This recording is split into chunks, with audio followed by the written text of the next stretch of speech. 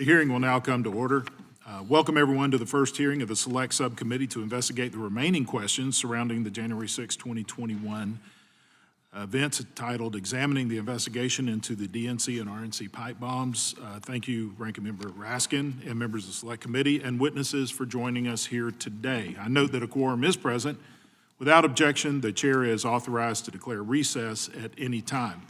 I'll now recognize myself for an opening statement. I've been investigating the remaining questions surrounding January 6 for 3 years. When this particular subcommittee was formed in September of last year, I directed my team that oversight of the FBI's investigation to the DNC and RNC pipe bombs would be a top priority. In many ways, the bizarre constellation of facts surrounding the discovery of the pipe bombs is emblematic of the many unresolved questions about January 6 that remain today.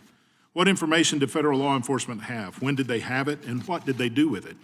How did the Joe Biden and Merrick Garland's Department of Justice prioritize the apprehension and prosecution of Americans trespassing on restricted Capitol grounds relative to the apprehension of the pipe bomber?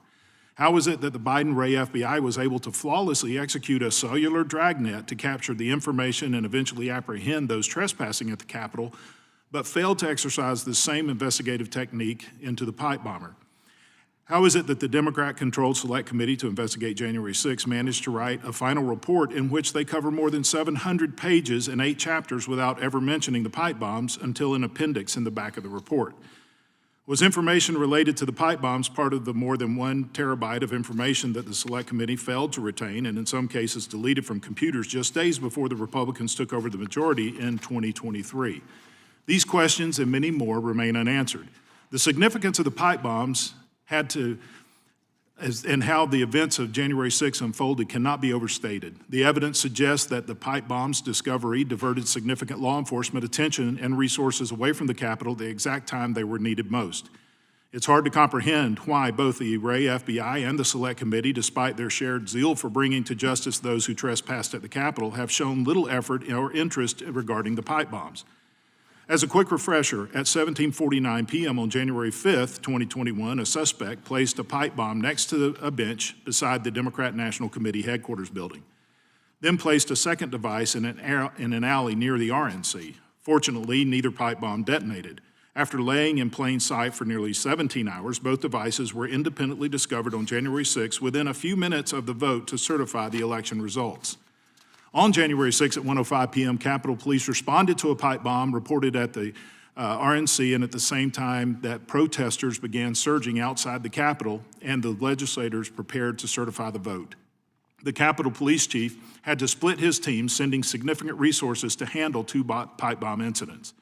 In addition to diverting resources away from the Capitol, the security perimeter set up around the DNC due to the discovery of the pipe bomb prevented Capitol Police from receiving the delivery of an additional 400 bike racks that had been requested to serve as protective barriers.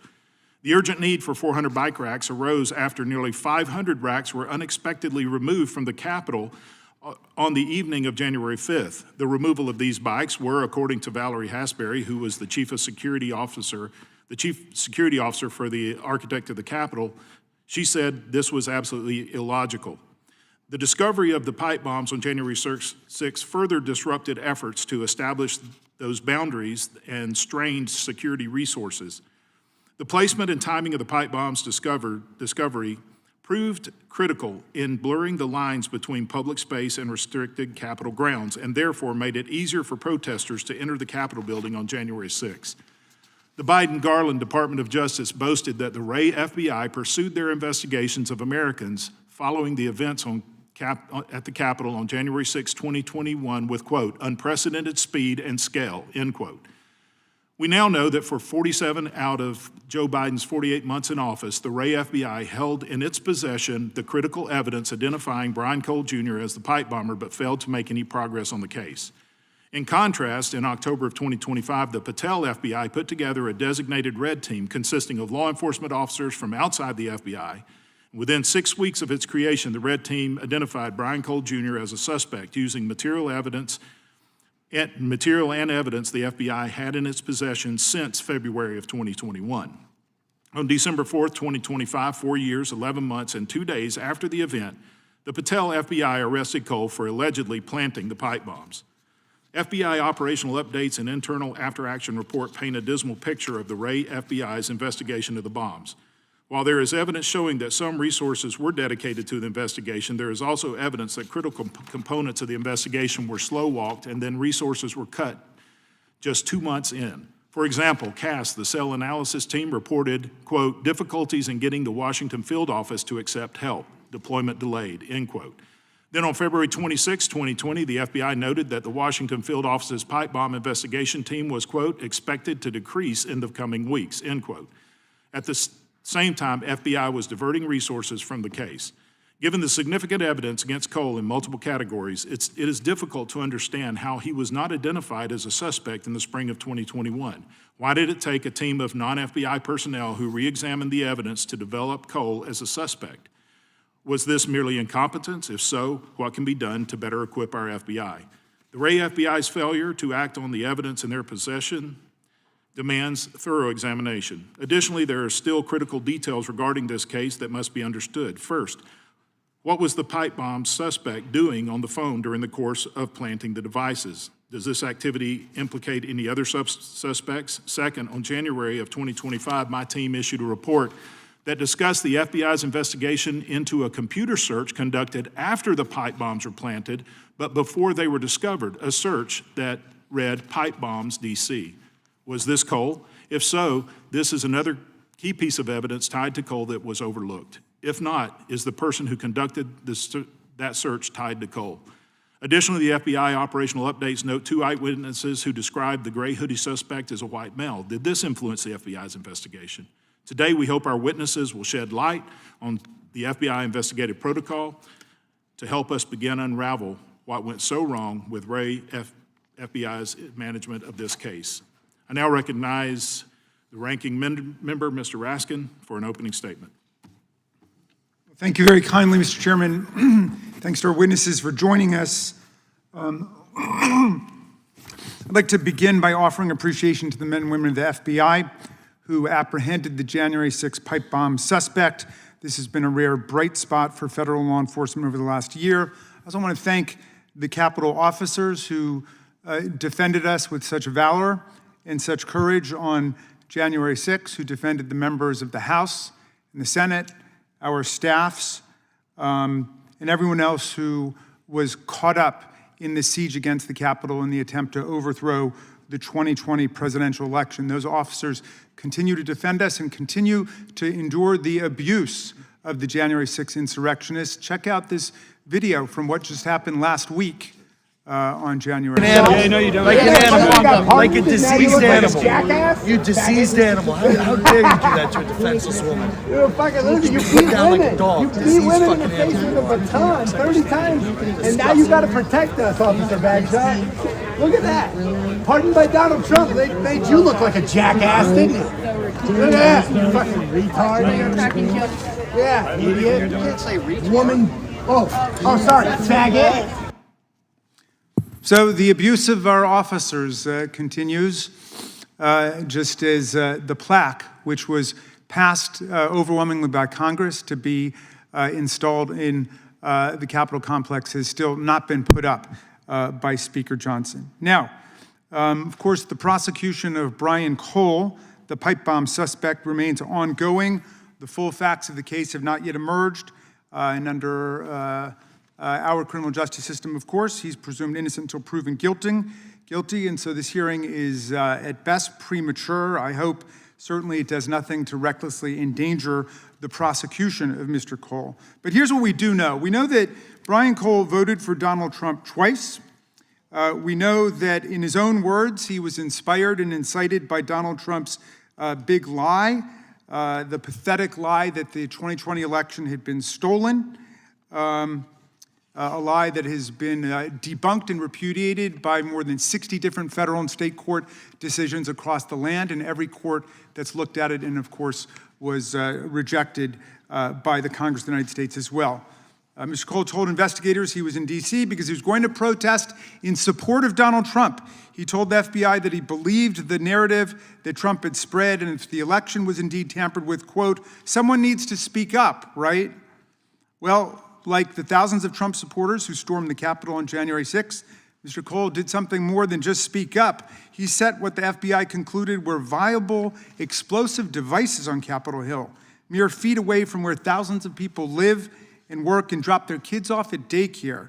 It is only due to the heroic actions of the Capitol Police and a watchful bystander that these devices were discovered and disarmed. Make no mistake, Mr. Cole's political goals appear to have been no different than those of the Proud Boys, the Oath Keepers, and hundreds of cop beaters and rioters who stormed the Capitol, to foment violence on that day, to terrorize the police, but most of all, to stop the steal and overturn the election that was certified in the United States of America, with Joe Biden defeating Donald Trump by more than 7 million votes, 306 to 232 in the Electoral College. There are only two real differences between the pipe bomber and the rioters. First, unlike so many of the rioters, Mr. Cole was thankfully unsuccessful in his efforts to injure law enforcement and innocent people on that day. Second, unlike the other rioters, it's not yet been determined whether Mr. Cole actually got a pardon from Donald Trump. Trump granted a, quote, a full, complete, and unconditional pardon to all individuals convicted of offenses related to events that occurred at or near the United States Capitol on January 6, 2021. Mr. Cole is convicted. Would he be covered by this unprecedented corrupt pardon offered by Donald Trump, who incited the insurrection against the Union? Well, Mr. Cole's lawyer definitely seems to think so. President Trump and his DOJ have already attempted to legitimize violence against the police on that day. Is it their position that the pardon extends to Mr. Cole as someone who was involved in the events that occurred near the Capitol? Or is their position that it's okay to beat police officers with Confederate battle flags, Donald Trump flags, American flags, tase them, haze them, vilify them, demonize them, taunt them, trample them, kick them, and punch them, but they draw the line at planting an explosive device? I'd be very interested to know the answer to that. It's been obvious for quite some time the pipe bomber was motivated by the same lies and violent rhetoric as everybody else who followed Donald Trump's orders on that day. And to avoid that reality, Republicans have deployed conspiracy theory after conspiracy theory about the pipe bomber. Donald Trump falsely claimed the FBI knew who it was all along. Dan Bongino, the former podcaster turned former FBI deputy director, who recently quit for mysterious reasons, told us that this was a setup. He said it was an inside job. Just a few months ago, The Blaze wrote a ludicrous article pinning the pipe bombs on an innocent Capitol police officer on the basis of how she walked, which unsurprisingly was quickly exposed for the pure concoction it was, but that did not stop multiple Republican members of Congress, including, I'm afraid to say, you, Mr. Chairman, at least I'm told, although I haven't seen what you said directly, but certainly multiple members of Congress promoted the article and its authors in the false and dangerous idea that it was a former Capitol police officer who planted those bombs, an idea that continues to fester in the deepest and darkest corners of the extremist internet. Mr. Chairman, I think that the Capitol Police officer deserves an apology from any member of Congress who participated in that particular lie and conspiracy theory. These conspiracy theories have finally been debunked, but they've not been put to rest. We're here as part of the select subcommittee to investigate the remaining questions surrounding January 6, 2021. Since the identity and motivation of the pipe bomber had been long one of the last question marks remaining, I'm interested to know, what are the remaining questions? Because we've got a bunch of answers, but I certainly have some questions remaining. One question I've got is, why is it that those who pushed the big lie and tried to steal the election and participated in the riots at the Capitol, from Ed Martin to Heather Honey to Jared Wise, Jeffrey Clark, why are they now holding positions of power and influence in this administration? We should also be holding a hearing on how Donald Trump pardoned the Proud Boys, the Oath Keepers, and other felons for violently assaulting hundreds of police officers against the wishes of more than 80% of the American people, who reject those pardons? And what have been the public safety implications of those pardons? How about a hearing on the 33 pardoned rioters who have since gone on to commit other felony crimes, including possession of child pornography, rape, conspiracy to commit murder of FBI agents, kidnapping, sexual assault, aggravated robbery, reckless homicide, and so many more? How about a hearing on that? How about a hearing on why the Speaker refuses to put up a plaque that by law was supposed to have been posted in 2023 in honor of the police officers who defended us? How about a hearing on why, unlike Ashley Babbitt's family, which got a handsome $5 million payout even after 2 government investigations determined that the police had acted reasonably and appropriately in her case? How about a hearing on why the 140 officers who were injured on that day and the 5 officers who died in the days that followed, including Officer Brian Sicknick and his family, why have they received nothing? Not 1 penny, not $1. And Ashley Babbitt's family got $5 million, even though there was no finding of any culpability on the part of the government. How about a hearing on that? How about a hearing on whether we've done justice to the police officers who defended us on that day? How about a hearing on that, Mr. Chairman? Well, nothing that can be said around the edges of this nightmare are ever going to take away or erase the indelible truth of what happened.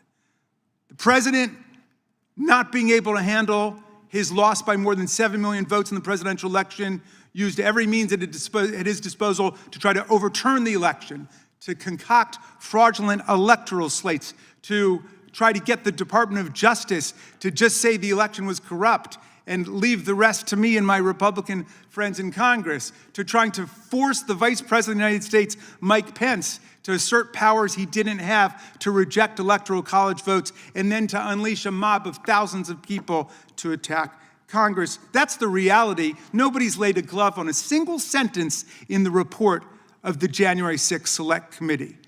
Not one. And I defy anyone to challenge that statement. I would love to see someone show how anything we have found has been contradicted. Nothing. Not presidential firings and demotions of devoted civil servants like all the DOJ lawyers and FBI agents who've been sacked and demoted. Not the presidential pardons. Not all the tweets about how this was a day of love. Nothing will ever whitewash the indelible facts of that day. Mr. Chairman, I thank you for your indulgence, and I yield back to you. The gentleman yields. Without objection, all other members' opening statements will be made part of the hearing record if they are submitted to the committee clerk by 5 p.m. today. I'd now like to introduce today's witnesses that are here to testify on the FBI's investigation to the pipe bomb. Mr. Chris Piehota is a former FBI senior executive official serving over 25 years in the Bureau in various senior positions, including as an executive assistant director and a special agent in charge. Accordingly, he is well equipped to provide insight into the FBI's protocol for handling cases like the investigation into the pipe bombs. Mr. Piehota currently delivers strategic guidance and advice regarding national security matters, cyber operations, security practices, risk mitigation, and more. Mr. Thomas Speciale, is that correct? Mr. Speciale is a former senior advisor to the Director of National Intelligence at the United States National Counterintelligence and Security Center. Mr. Speciale has also served as Senior Collection Strategist on Domestic Terrorism at the Office of the Director of National Intelligence. He is a career intelligence officer, having served across the U.S. intelligence community in and out of uniform for over 20 years, and has a great understanding of how intelligence is used from an operational standpoint and can help provide insight into the intelligence failures which occurred on the 6th. Mr. John Nantz is a former FBI special agent. In total, Mr. Nantz has served in the law enforcement community for 26 years. He was assigned to the Miami field office and subsequently to the Washington field office, where he finished as a supervisory special agent. Prior to his FBI career, Mr. Nantz was a deputy sheriff, Mr. Nantz's combined law enforcement experiences make him well-suited to provide insight into the FBI's pot bomb investigation. Mr. Mike Romano is currently a counsel at Lycan and Liss Riordan. Prior to his position, Romano previously served as a prosecutor at the Department of Justice for over 17 years. We'll now begin by swearing in the witnesses. Would you please stand and raise your right hand?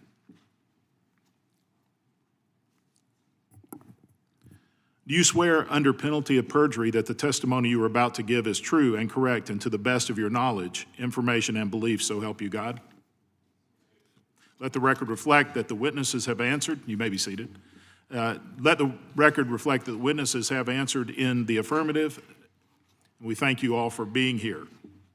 Please know that your written testimony will be entered into the record in its entirety. Accordingly, we ask that you do summarize and complete your summary of your testimony in 5 minutes. Please remember to turn on your microphones using the button in front of you so that members can hear you. When you begin to speak, the light on the timer in front of you will turn green. After 4 minutes, it will turn yellow. When the red light comes on, your 5 minutes has expired, and we ask that you please wrap up at that moment. Mr. Piehota, we'll start with you, and you may begin. Thank you. Good afternoon, Chairman Loudermilk, Ranking Member Raskin, members of the subcommittee. Thank you for the opportunity to discuss the Federal Bureau of Investigation and its handling of the Capitol Hill pipe bomb investigation. It's an honor to visit with the committee today. As said, my name is Chris Piehota. I'm a retired FBI agent with nearly 25 years of experience. At the time of my retirement, I served as an executive assistant director, one of the FBI's most senior executive roles. Prior to this role, I served as an assistant director, and before that, as a special agent in charge. During my FBI career, I was taught about and personally developed familiarity with investigative, operational, administrative, and leadership requirements that can and should be met during properly executed and managed FBI operations. We are here today to discuss the possible circumstances surrounding a case that cuts to the heart of public trust in federal law enforcement, specifically the FBI, specifically the placement of 2 viable pipe bombs outside the Democratic and Republican National Committee headquarters circa January 5th, 2021. The December 4th, 2025 arrest of Brian J. Cole Jr. was a noteworthy investigative achievement for the FBI and its law enforcement partners. Unfortunately, this arrest alone is not the central issue before this committee. A primary issue for discussion today is how this case remained unsolved for nearly 5 years, despite indications that the FBI had decisive information in its possession. There are 3 primary areas of consideration when looking at the past and present FBI challenges: culture, leadership, and operational practices. We must assess the following factors to determine the FBI's general fitness and performance in how it conducted the Capitol Hill pipe bomb case. Culture. How did the FBI demand the fabled fidelity, bravery, and integrity in all of its related operations? In the high-stakes environment present, it was plausible that investigators inadvertently eliminated or disregarded possible leads due to a lack of time and resources or flawed prioritizations, a fidelity shortfall. They became overly conservative in their approaches for fear of mistakes, a bravery shortfall.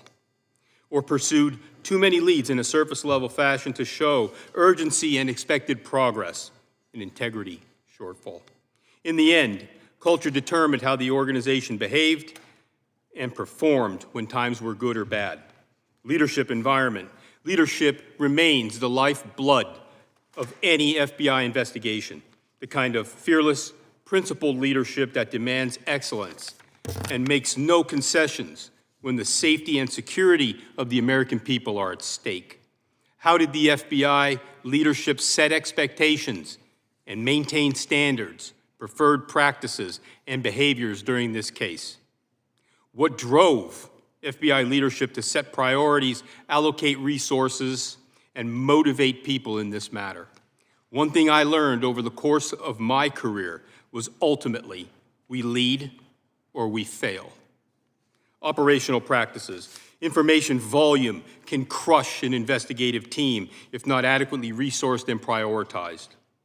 How did the FBI manage investigative workloads that could have resulted in terabytes of specialized data and information and required a small standing army to process investigative findings in a timely, usable manner?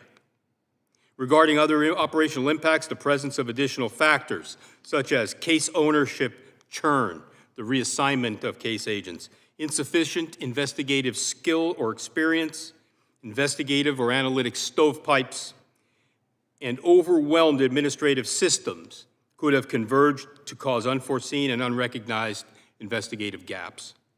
If the pipe bomb investigation was not actively led and managed, it is no surprise that the investigation eventually stalled. In closing, this discussion brings us to an important takeaway. The Cole arrest itself appears to revalidate and remind us of the power, effectiveness, and necessity of a skilled, objective, apolitical, well-led FBI. However, the Cole arrest was not born of a new strategy. It was the result of a salvage operation. Salvage operations and cold case approaches will not protect America and its people. The Cole arrest indicates that we still have work to do in rebuilding an FBI that can effectively meet and defeat 21st century threats and challenges while concurrently protecting the American people and upholding the Constitution. I look forward to your questions. Thank you. Thank you, Mr. Piehota. Mr. Speciale, you may begin. Thank you, Mr. Chairman, members of the committee. Thank you for this invitation to speak to you and the American people. I do not sit here today to speak for anybody other than myself and my family, but this is not about me. It's about every American. While I have served in the military since 1987 and in the intelligence community since 2009, I've had a unique vantage point in this country on the issue before us. In the months leading up to January 6th, I served as the Senior Intelligence Collection Strategist for Domestic Terrorism at the National Counterterrorism Center. As an intelligence collector and an analyst, I am trained to pursue hard facts rather than political ideology or what is convenient. Everything I present here today is available on my website, along with a more detailed statement regarding these issues. In late October 2020, I warned the FBI Domestic Terrorism Task Force leadership that we should be thinking about potential black swan events due to the fragility that I saw in our country, the distrust of the government, political polarization, and an extremely volatile social environment.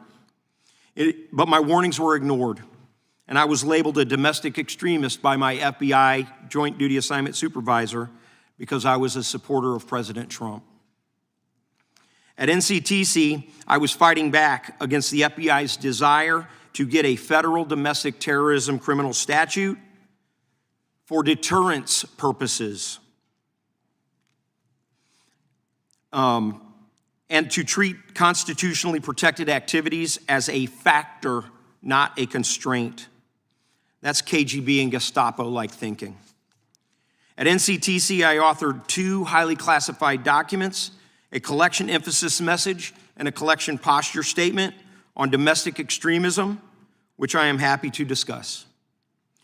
These, if declassified by Director Gabbard, would greatly illuminate January 6th thinking on the part of the FBI and others leading up to January 6th.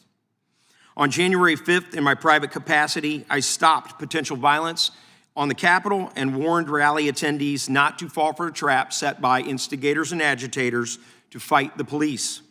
On January 6th, I warned attendees that I was afraid that there would be blood in the streets. And Ashley Babbitt and Roseanne Boylan were both dead within hours of my warnings. When I returned to NCTC, I was terminated because my FBI supervisor believed I was a domestic extremist simply for attending the rally on January 6th.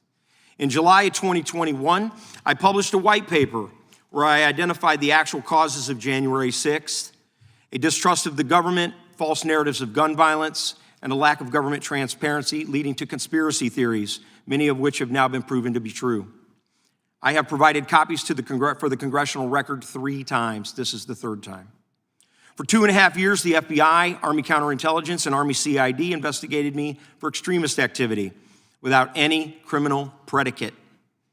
I have never even been questioned, much less charged. All across the country, many citizens faced raids and arrests for protected activities for deterrence purposes. I have FOIA'd the DOJ and the FBI for the 89 documents in my eGuardian file, but they have ignored my FOIAs. The purpose of this hearing regarding the pipe bomb and my core assessment regarding the FBI's failures regarding January 6th is because the FBI was singularly focused after January 6th to prevent Donald J. Trump from becoming the president again and to cripple, intimidate, and silence his allies and supporters. They never truly pursued the pipe bomber because they were focusing on covering up lies, criminal misconduct, and election interference. And they were hunting Trump supporters. In early 2022, I was a voluntary witness to the January 6th Investigative Committee, where I offered them classified documents, or classified briefing, which they refused, and I provided multiple documents which they destroyed, including my report. Regarding what happened on January 6th, a protective order has been placed on the body cam footage of many of the officers on the Capitol that day. This must be lifted. The DOJ has marked these as highly restricted. That's not a national security classification. Also, we need to look into the FinCEN violations. There are people at the DOJ that I can direct you to that can speak specifically to these abuses. I go into great detail about these classification abuses in my report, as a matter of fact. It is against government regulation, quote, to classify or otherwise conceal information that is a violation of the law or to prevent embarrassment to a person, organization, or agency. The FBI has been abusing this for decades. The president issued an executive order. Reports have been made to the president. Referrals have been made to DOJ. The result of all of this weaponization has been catastrophic to the public trust in our government, but specifically the FBI. Without accountability and significant reforms, many Americans will lose complete faith in you, in us. We do not want that. Gentleman's time's expired. If you could wrap up, we appreciate it. Yes, sir. I've made a number of suggestions regarding reforms to the White House.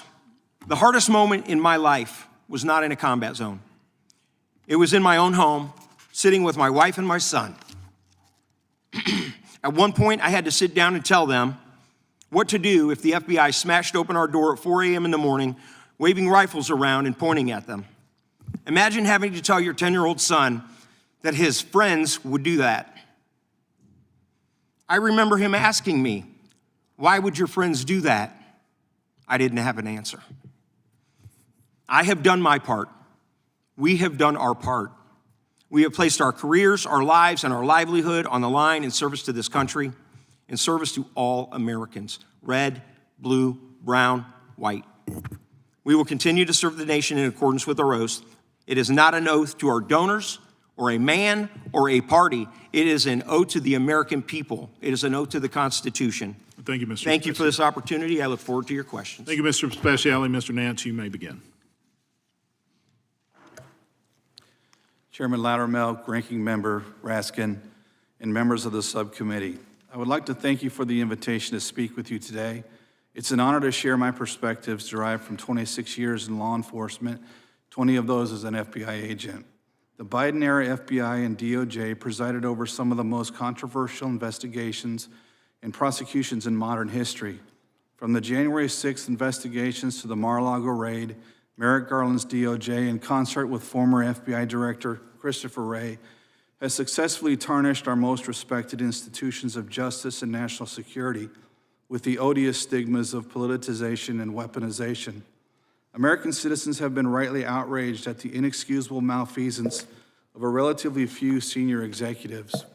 A bifurcated FBI held highly politicized investigations in the compartmentalized precincts of the Hoover Building, while the vast investigative experience and far more rigorous oversight of field agents and division-level management was in large part circumvented, providing insulated political hacks with the unchecked latitude to pursue political opponents.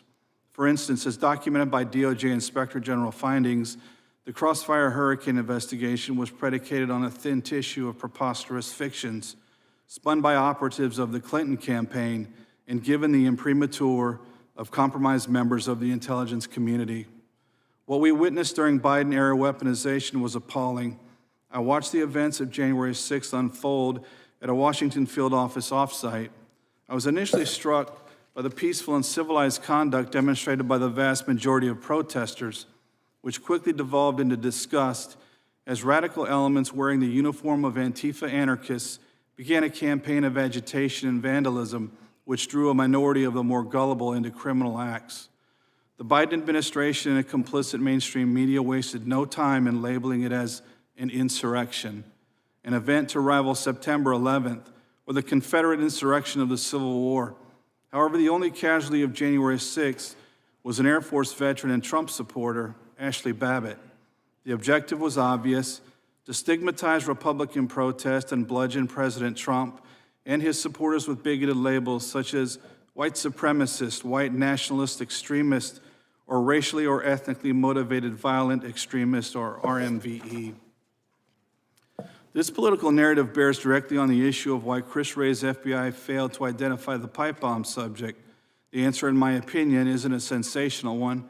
Therefore, it has eluded most of the podcasting class. It was simply a function of good leadership or the lack thereof.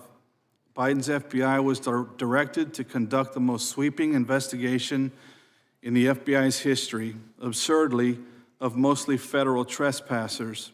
And the political narrative driven by Biden through his Attorney General Merrick Garland was myopically focused on the unicorn of violent white extremism. In simple terms, finding the pipe bomb subject was not a priority for Wray's FBI. The incentive structure was shifted and FBI resources were squandered on chasing political chimeras. The obsession with persecuting Trump supporters left no institutional impetus to get to the bottom of the pipe bomber mystery. Elections matter, and the Trump victory has paid out some unexpected dividends. The appointment and confirmation of FBI Director Kash Patel and the appointment of former Deputy Director Dan Bongino has everything to do with finally discovering who planted those viable pipe bombs at the DNC and RNC headquarters. In short, Deputy Director Bongino recommitted FBI investigative resources and assigned a group of task force officers assembled from local and state jurisdictions. Combined with a new type of FBI cast analysis, this group of FBI agents and TFOs worked seamlessly to bring about the identification and arrest of Brian Cole Jr. The current disposition of this case comes down to a simple matter of priorities, an election of great consequence. Critics of Director Patel and the investigation into the pipe bomb subject have based their allegations on the conjecture of internet cranks utilizing hobbyist analysis of cell phone tower data, among other things.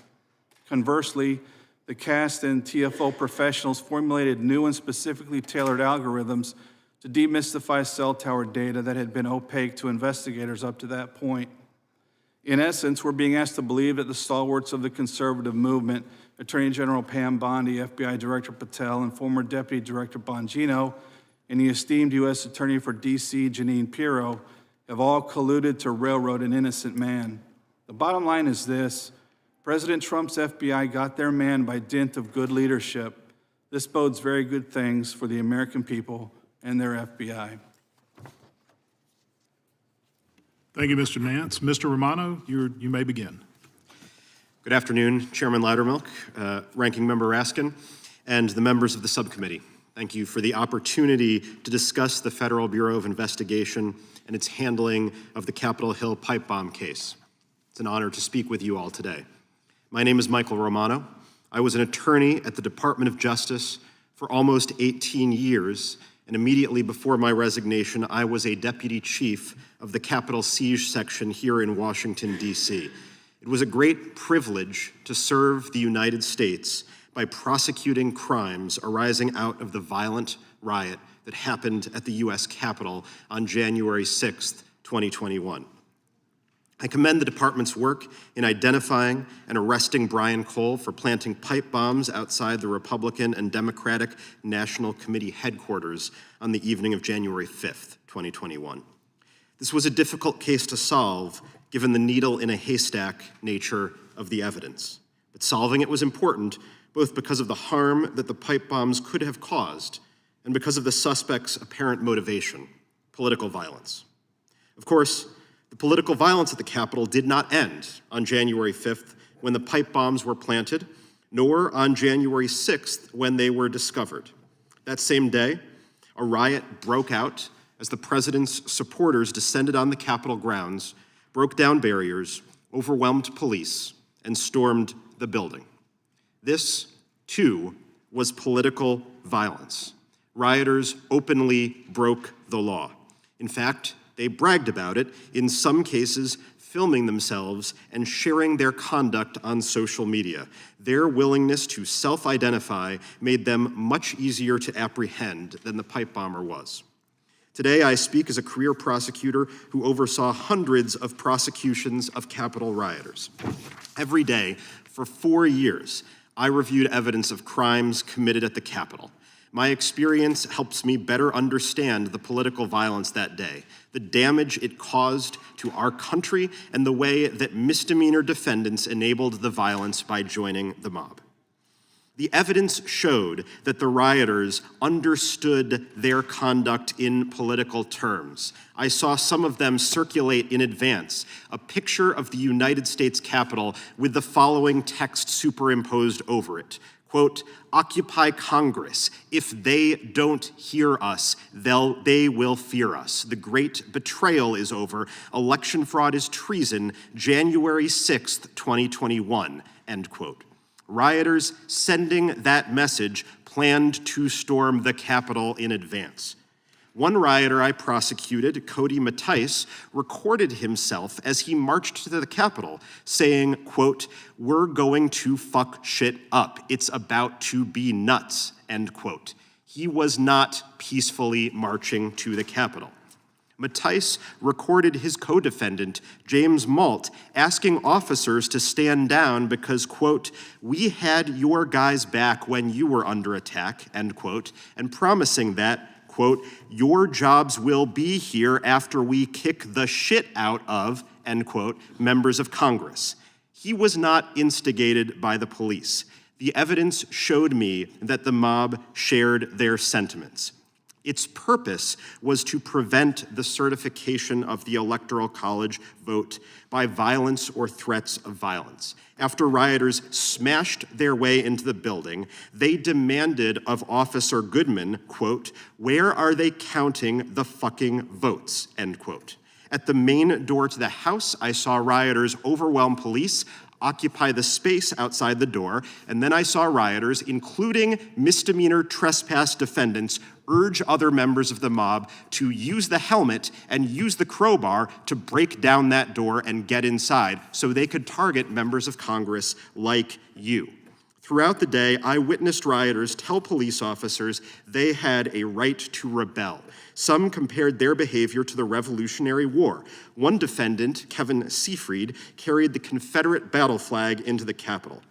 Capitol police officers and others bravely stood in the way and suffered violence for it. And now the rioters who attacked them have been pardoned. And on the 5-year anniversary of that riot, the White House hosted propaganda on its official website, falsely claiming that the Capitol Police instigated the crowd and escalated tensions, falsely claiming that the Capitol Police invited people into the building, and falsely claiming that our work represented a political weaponization of the department against patriotic Americans. None of that is true.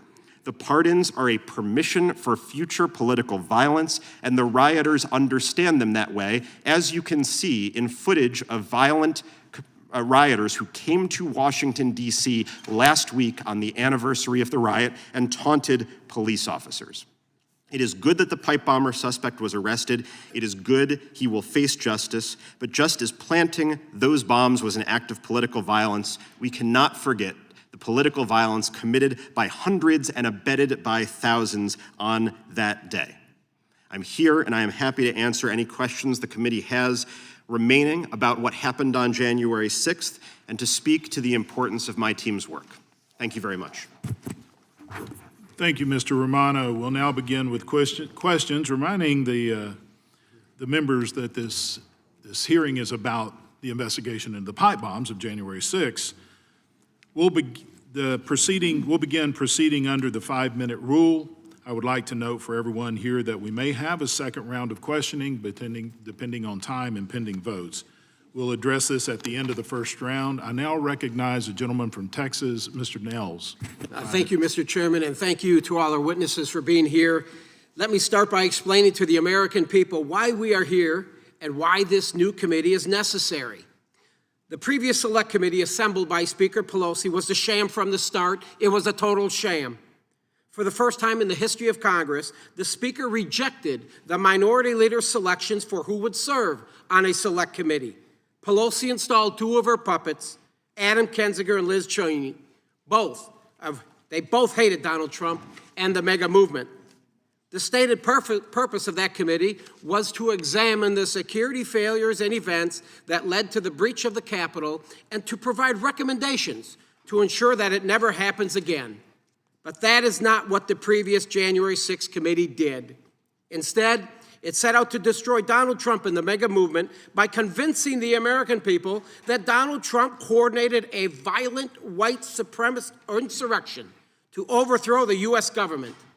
They did this to justify the prosecution of his supporters and former administration officials and to ensure that he could never become president again. Today, we can say they failed. And they put on a pretty good show. The first thing they did was hire someone to produce all their televised hearings who they knew would have a knack for making the president look bad, former president of ABC News, James Goldston. Then they set out to have a highly pre-scripted hearing designated to play on the emotions of Americans. For example, the hearing with Capitol Police officers Dunn, Gonell, Fanone, Hodges, 4 Trump haters who gave highly scripted and pre-planned testimonies. All told, the sham committee work cost the American people $18 million. That's right, $18 million. And in the end, they released this 845-page report that failed to achieve the stated purpose of the committee. Instead, it sought to blame the entire event on Donald Trump, whose name was mentioned 4,207 times. The word insurrection, which not a single person was actually charged with, is mentioned 78 times. The Proud Boys are mentioned 218 times, while Antifa, who intelligence confirmed planned to be present, is only mentioned 20 times. The words white supremacy and white nationalists are mentioned 23 times, and MAGA is mentioned 17 times. Meanwhile, Ashley Babbitt, the only person who died by firearm, is mentioned just 5 times. Oh, and remember how we found out from the December 2024 IG report that the FBI had 26 confidential human sources, or CHSs, in the crowd that day? CHSs are mentioned a total of 0 times in this report. I know it's been a long time, but remember Ray Epps. Let me introduce you again to Ray Epps. Play the video. Into the Capitol! Into the Capitol! We are going to the Capitol, where our problems are. It's that direction. Please spread the word. All right, noted. Okay, but one more thing. Yeah, so can we go up there? No? When we go in, are we going to get arrested if we go up there? Yeah. You don't need to get shot. Arrest us.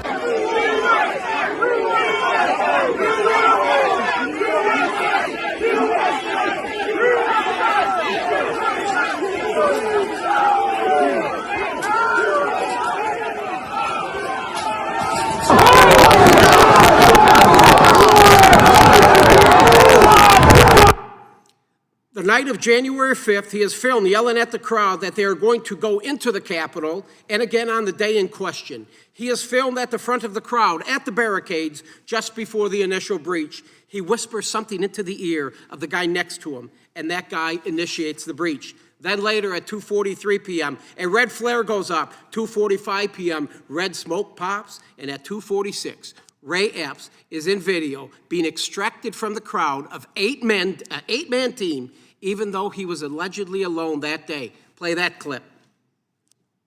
Every 3-letter guy I know that was at January 6th, we all saw the same things happening. We all knew that this was an operation.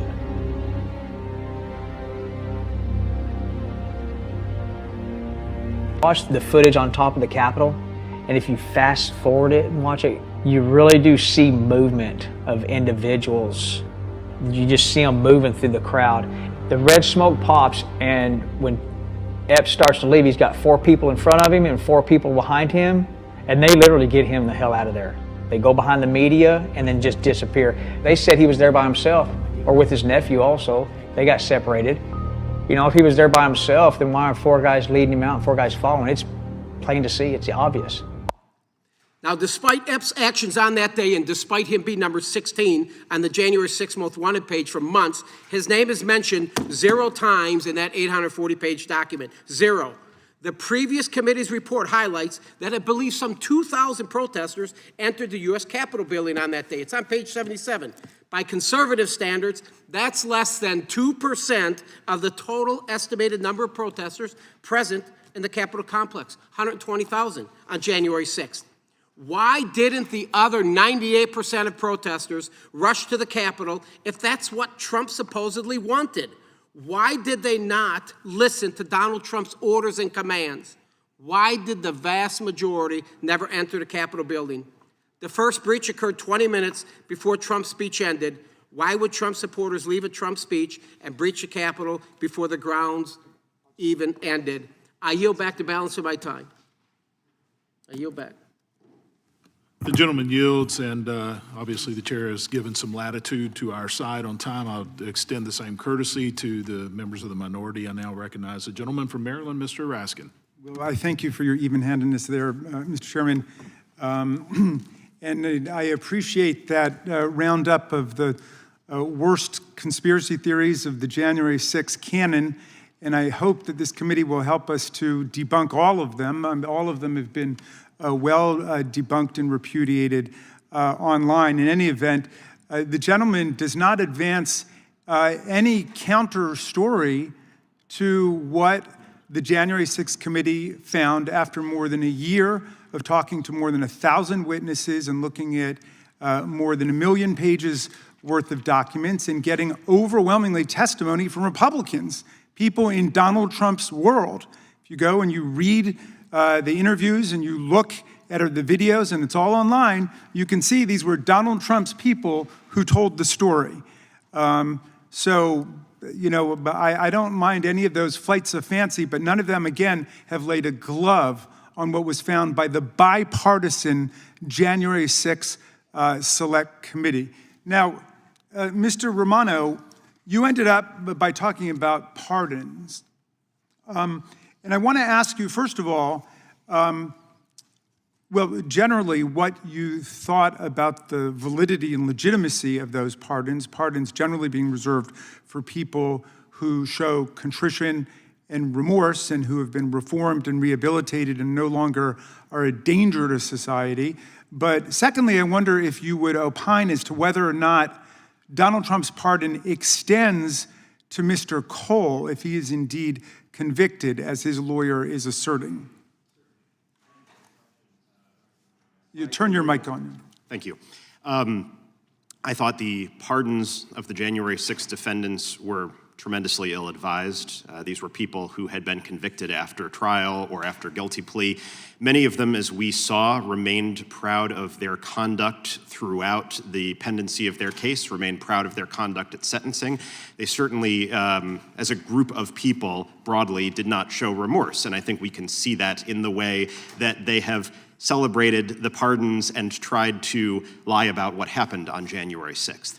As for Mr. Cole, it's unfortunately an open question whether the pardon applies to him. I don't know that there's a clear yes or no, and I think that's a problem. Certainly a pardon that was not rushed through on day one in the way that this was could have been more targeted and could have not raised the sort of issues that are raised by this question. Well, the Department of Justice under Pam Bondi has actually advanced a very robust understanding of the scope of the pardon. Has the DOJ not? Isn't she taking the position it's even applied to other criminal offenses unrelated to January 6th if there was evidence that was assembled from the defendants after their January 6th arrests? That's true. For instance, when a home is searched and evidence of another crime is developed during the execution of that search warrant, the Department of Justice has taken that position. So one might expect that she could take a similarly robust interpretation of the pardon with respect to Mr. Cole. Look, we should really have a hearing on this subcommittee about the people who were pardoned who've gone on to commit other serious offenses against public safety and against the people of the United States. But I wonder, is there any case in your mind that you prosecuted or you oversaw which stands out in your mind as a particularly troubling one from the standpoint of public safety? Absolutely. The one that stands out in my mind is the case of Daniel Ball, who fought with officers at the Lower West Terrace Tunnel, the site of some of the worst violence that day, and then threw an explosive into the tunnel. He threw an explosive in, injuring officers, causing some to lose hearing. There's no world in which a person who uses an explosive device against police in close quarters should be pardoned. Well, and to be clear, did President Trump investigate his file and determine that he had shown repentance and remorse, that he would no longer be a danger to the public? I don't see how he could have, given when the pardons came out. I mean, it came out on the first day, and it was en masse. It was everybody. The most serious criminals who leveled the most egregious violence against police officers, and those people who were just mere trespassers, who just went in and maybe damaged some property or something else like that. All of them were swept in together, all of them treated exactly the same way.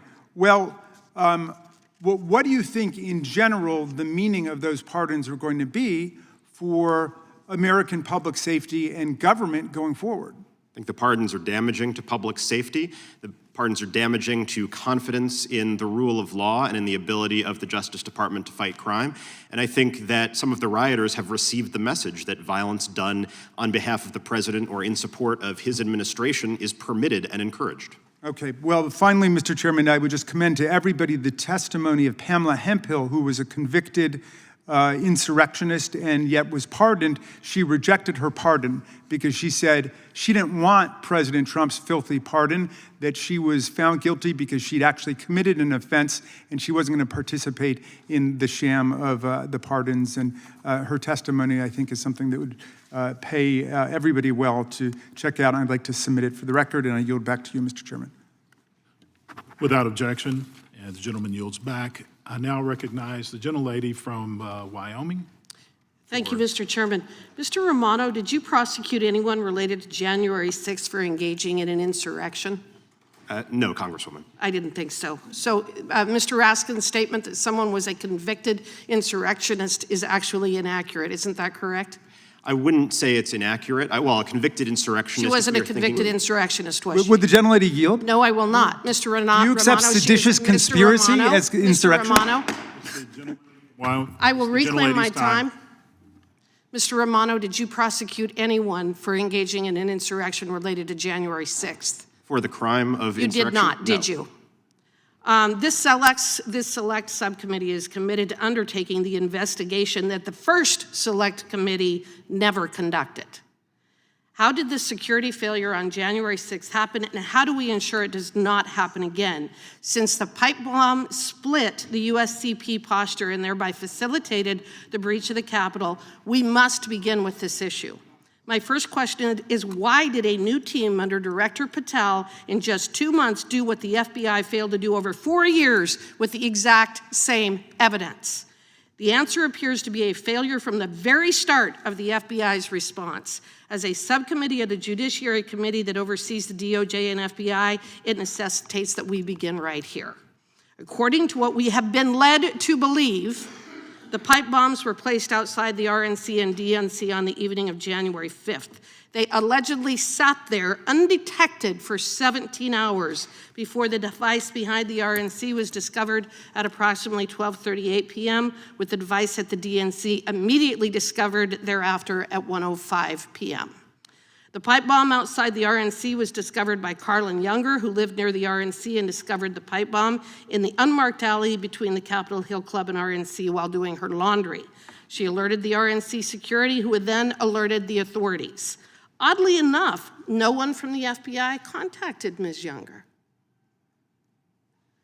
2 days later, on January 8th, Ms. Younger had to proactively contact the FBI through an online tip to identify herself as the person who discovered the pipe bomb and to offer her assistance with the case because she had not yet been contacted by the FBI. Ms. Nantz, or Mr. Nantz, would you agree that it would be standard operating procedure and good investigative practice to interview all of the eyewitnesses? Yeah, absolutely. That would be standard practice to make sure that you cast a broad enough net so that you're interviewing any witness that could possibly provide information with regard to the progress of the investigation. Well, can you think of any reason as to why the FBI did not seek to immediately speak to the person who actually found the bomb? Well, no, that's a problem. That's a question that needs to be answered. And, you know, does it go to lack of resources? I mean, that's still very, very early. So I find that to be extremely problematic. Well, in her online tip, Ms. Younger stated, quote, "I can confirm that the device must have been placed between 12 p.m. and 12:40 p.m. Eastern Standard Time on January 6th, end quote, because it was not there when she first passed the area around 12 p.m. So when was the bomb actually placed and by whom? The FBI finally interviewed Ms. Younger 3 days later on January 11th, and it confirmed her testimony that the device outside the RNC was not there before 12 p.m. on January 6th. This leads us to 3 significant data points. First, the bombs had kitchen timers for 60 minutes. Second, the witness who first discovered the bomb noted it was not there before noon, about 60 minutes before the meeting of Congress. And third, if in fact the bombs were placed the night of the 5th, they sat there for 17 hours in a highly trafficked area, undisguised, without detection, until the most crucial time for security that day, which was when Congress was voting to certify the election. Mr. Nantz, what should the FBI have done with this contradicting evidence? Well, the Bureau should have run that all to ground. I mean, every resource should have been made available to make sure that, that those questions got answered, and that simply did not happen. And I think that had to do with a less than ideal leadership posture. Well, I think that's the understatement of the century, Mr. Nantz, but I appreciate your remarks on that. Both devices were largely undisguised and visible along heavily trafficked areas, yet they allegedly lay undiscovered for 17 hours, a point Ms. Younger disputes. And again, which oddly enough, they were not detected by the Secret Service bomb sweeps at the DNC before the arrival of then Vice President-elect Harris that very morning. Does the fact that these devices were not detected for 17 hours raise any questions for you? Well, of course, I think it does for everybody. You know, though the January 6th investigation was just beginning, and I suppose you could make an argument that resources were stretched thin, the gravity of the placement of these, where these pipe bombs were placed, suggests that that should have received, at least the same or equivalent amount of resources that the broader J6 investigation. Well, then I appreciate not only did it not receive the attention, the January 6th committee entirely ignored the placement of those bombs, which tells you that they had an agenda that they pursued that had nothing to do with what actually happened on January 6th. With that, I yield back. Gentlelady's time's expired. Mr. Chair, I have a UC. The gentleman, gentlelady from Texas, Ms. Crockett, is now recognized. Thank you so much. This is from the New York Times. It's dated January 13th, 2021. Trump impeached for inciting insurrection. President Trump became the first president to be impeached twice after the House approved a single charge citing his role in whipping up a mob that stormed the Capitol. He faces a Senate trial that could disqualify him from future office. There were 10 members of his party that joined the Democrats in impeaching him for insurrection. Without objection.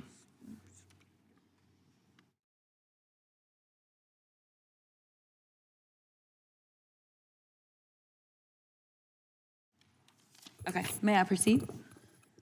You've been recognized. Thank you so much, Mr. Chair. I don't know where I want to start. Like, I am so frustrated with this country, and I don't think that I'm the only one. And to know that we have former law enforcement here, as someone who worked with law enforcement consistently as a practicing lawyer, I'm quite concerned. I'm alarmed by some of the things that you said, specifically Mr. Speciale, am I saying it correctly? Okay. Mr. Speciale, you said, and I may quote you incorrectly, so correct me, you were warning your family about the possibility of the FBI busting into your home. Is that correct? Close enough? Yes, because they were raiding American citizens all over the United States for trespass. And you'd agree with me that that's, I mean... No, I don't agree that you should use FBI tactical teams to raid people who are trespassing. That's not what I was saying. I'm sorry, I was moving a little slow because I wanted to make sure I quoted this correctly. Are you aware that the FBI recently executed a search warrant at a Washington Post reporter's home? No, I'm not aware of that. Okay, but you'd agree with me that doing something like that with the FBI sounds like what you were afraid of happening, and to be clear, that never happened to you, correct? No, it didn't, but I was aware of the hold FBI on. investigation It's my time. for 2.5 years. But you did not, so they never busted into your home. But you were concerned and you felt like that would be wrong. And so what I'm trying to understand is that there's a lot of complaints about the Ray FBI, and I won't opine on that, but I will make it clear, and Mr. Romano, help me out if I'm wrong, but was Mr. Ray appointed by Donald J. Trump himself? Mr. Christopher Wray, who was the FBI director. Okay, so he was appointed by Donald Trump, and right now, it's interesting because we sit here and we're talking about domestic terrorism, and every day there are Americans concerned about ICE and what ICE is doing. So let me ask you a different question that you may be familiar with. As it relates to the training that the average FBI officer gets before they are admitted as officers, is it longer than 47 days? Yes or no? I don't think that I'm the person that you should be asking that question. I think that the retired Anybody FBI agent should be. Anybody want to answer that who's been in law enforcement? Yes, ma'am. The FBI Academy ranges anywhere from, it changes in length and duration. It can go from 12, 14, 16, it's up to 18, 20 weeks. Okay. At a time. Thank you so much. So here it is. We have people, and I know that there have been conversations about political opponents. I believe it may have been you, Mr. Piehota, that you talked about political opponents being prosecuted. Let me ask you, Mr. Romano, though. Are you aware that this DOJ has gone after Jerome Powell, or is going after Jerome Powell? I'm aware of reporting to that effect, yes. Are you aware of this DOJ going after Tish James? Yes. Are you aware of this DOJ going after James Comey? Yes, after the president tweeted that they should. And are you also aware that James Comey is not currently being prosecuted? His case was dismissed. I am. Are you also aware that Tish James' case was dismissed? Yes. Are you also aware that a number of times that they tried to indict Tish James, they were unsuccessful? I am. Now, as a career prosecutor, how many times did you have to try to get people indicted before you could finally secure an indictment? I never had the grand jury reject an indictment that I presented. Oh, okay. All right. Well, it seems like maybe they still need you there because they are struggling. In addition to that, I want to talk because like the conspiracy theories are driving me insane. And maybe it is because I'm used to the law, just being the law and practicing and getting into a courtroom, and maybe it's because I've been there. But I am so confused about how they're like, oh, these poor little people, they did nothing wrong, and that's why the president let them all out of prison. Let's talk about the process, okay? Because you can say that an investigation has been flawed, and Lord knows, as a criminal defense attorney, it was my job to make sure that I dug into every single flaw, because I can tell you in almost every single prosecution that I've had to go up against, the only thing I was looking at is how much did you mess up so that I could represent my client well, right? But it didn't mean that I would get them off. So I'm trying to figure out, did these people, over 1,000 people, get convicted of something that they did in a criminal way on January 6th, yes or no? Yes. Okay, so then you come back and they were convicted by what, a jury, some of them? Mostly juries, some judges. And some people actually did what we call a plea bargain, correct? Correct. Meaning that they walked in and they said, I am guilty, correct? Yes. Okay, so the final point that I'll make, because I know I'm running out of time, is there was some stuff about white supremacists. and the concerns about people being alleged to be white supremacists. Some of the people that got convicted were neo-Nazis. Have they been clarified as white supremacists or not? Yes. Some of the people were Proud Boys. Have they been declared as white supremacists or not? I believe so. Okay, and then the Confederate flag, has that sometimes been associated with white supremacist groups? I would certainly say it was during the Civil War and since. Okay, and then there's this sign, I'm not gonna do it, but it looks like the okay sign with the hand gesture. Has that been associated with white supremacy? Yes. Okay, and as one of the prosecutors that prosecuted some of these cases, did you not have defendants that you felt like may have been white supremacists based on the investigations? Yes, in some cases we had evidence explicitly of it. Thank you so much. I'll yield. Gentlelady's time has expired. Now recognize the gentleman from Virginia, Mr. Griffith, for 5 minutes. Mr. Romano, let's first clear up the okay sign. The okay sign is more predominantly just used to say okay, is it not, than it is for white supremacy? Sometimes it is. Historically, yes, but Historically, sometimes it's used even as today, white a majority of the time, worldwide, it's not a white supremacist sign. Wouldn't that be true? I don't know that I could speak to the majority of cases All right. now. Let's People move on. use it I less. got so many things to ask.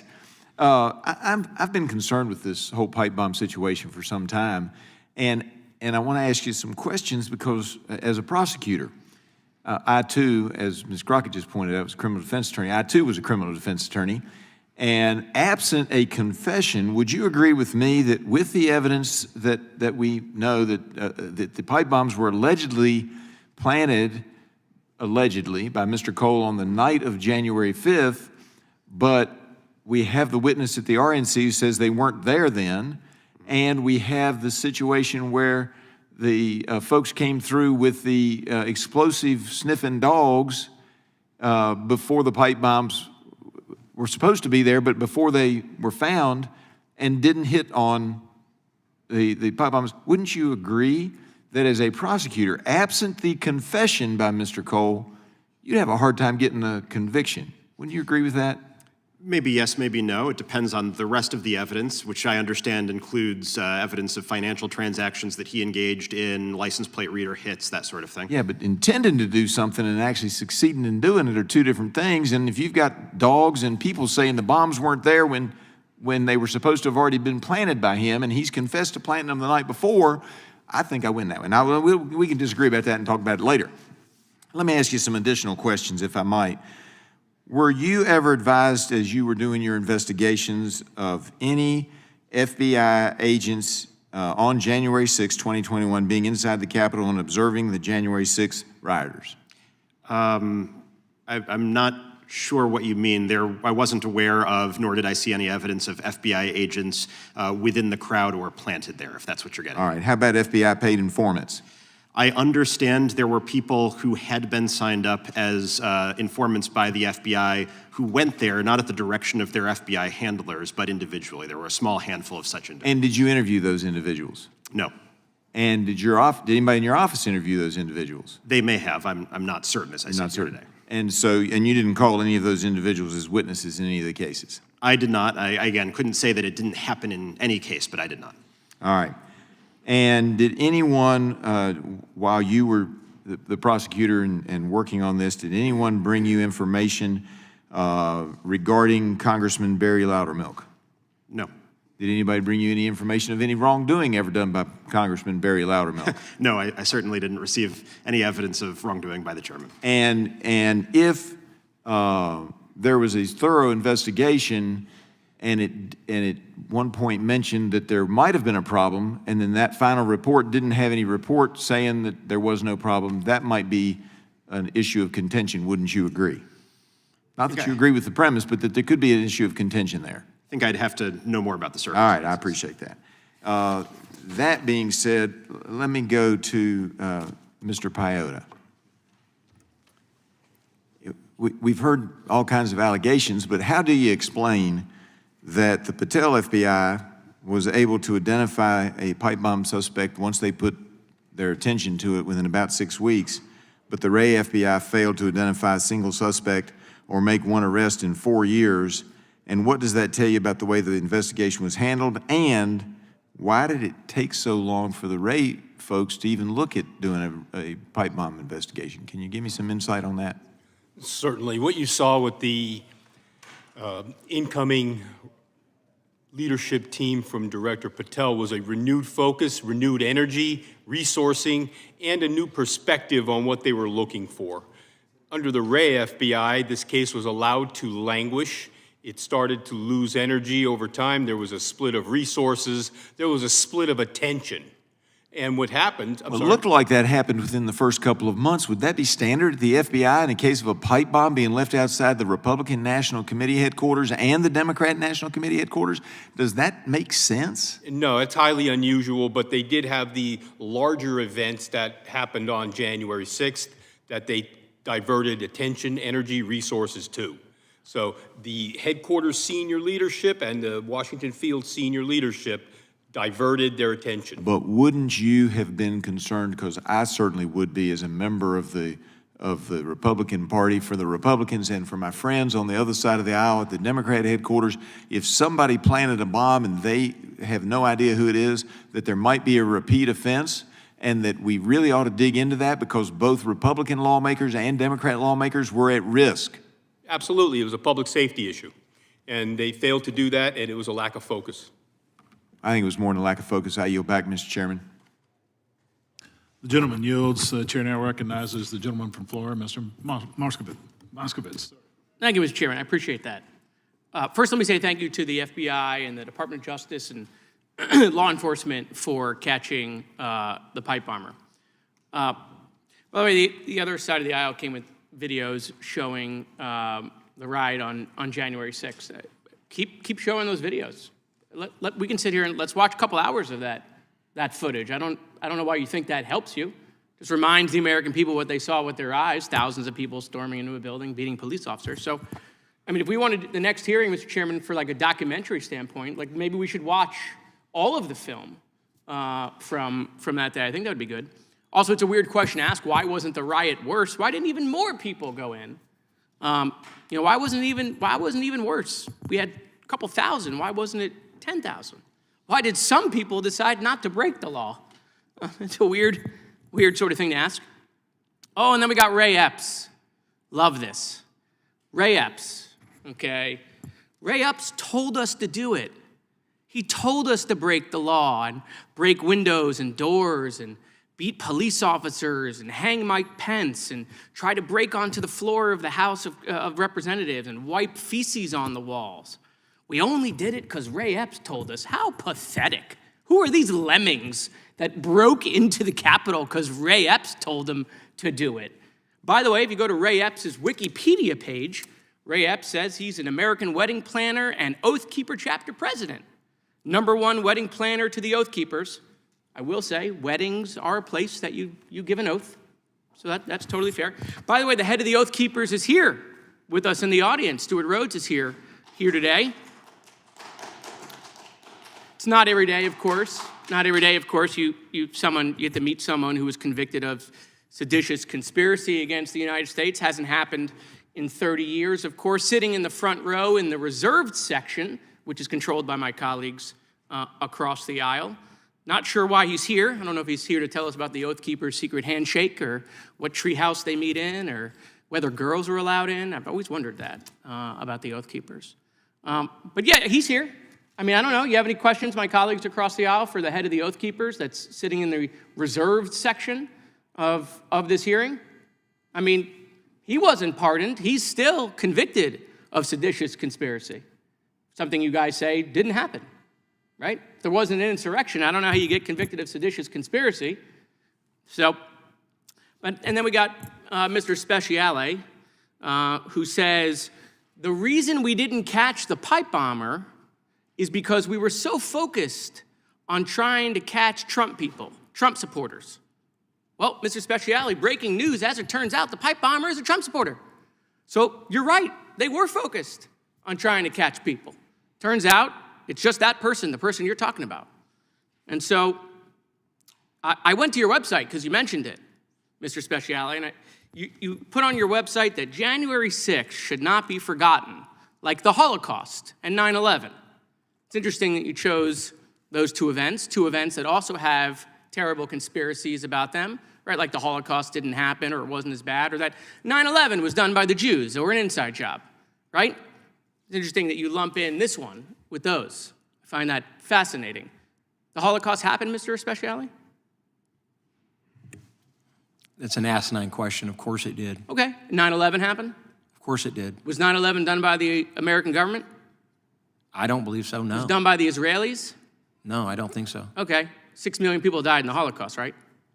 Yeah, I think that's the number. Okay, so I think it's actually worse than that when It you was. think about all the consequences of all the soldiers and all the tens innocent. of millions of people died in Yeah, World yeah, War II. yeah. Yeah, 70 million actually, I think is the number of total people that died in World War II.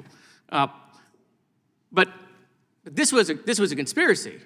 Yeah, and I think that's the frustrating part for me is that we've got Congressman Raskin up there smiling while he's watching videos of one of the biggest tragedies that our country has ever faced, and he's over there giggling about how, and you're saying we should watch it over and over again. We should watch it over and over again. We absolutely should, because I think that day, were it not for Donald Trump saying, "Thank you, everybody, go home," it could have been worse.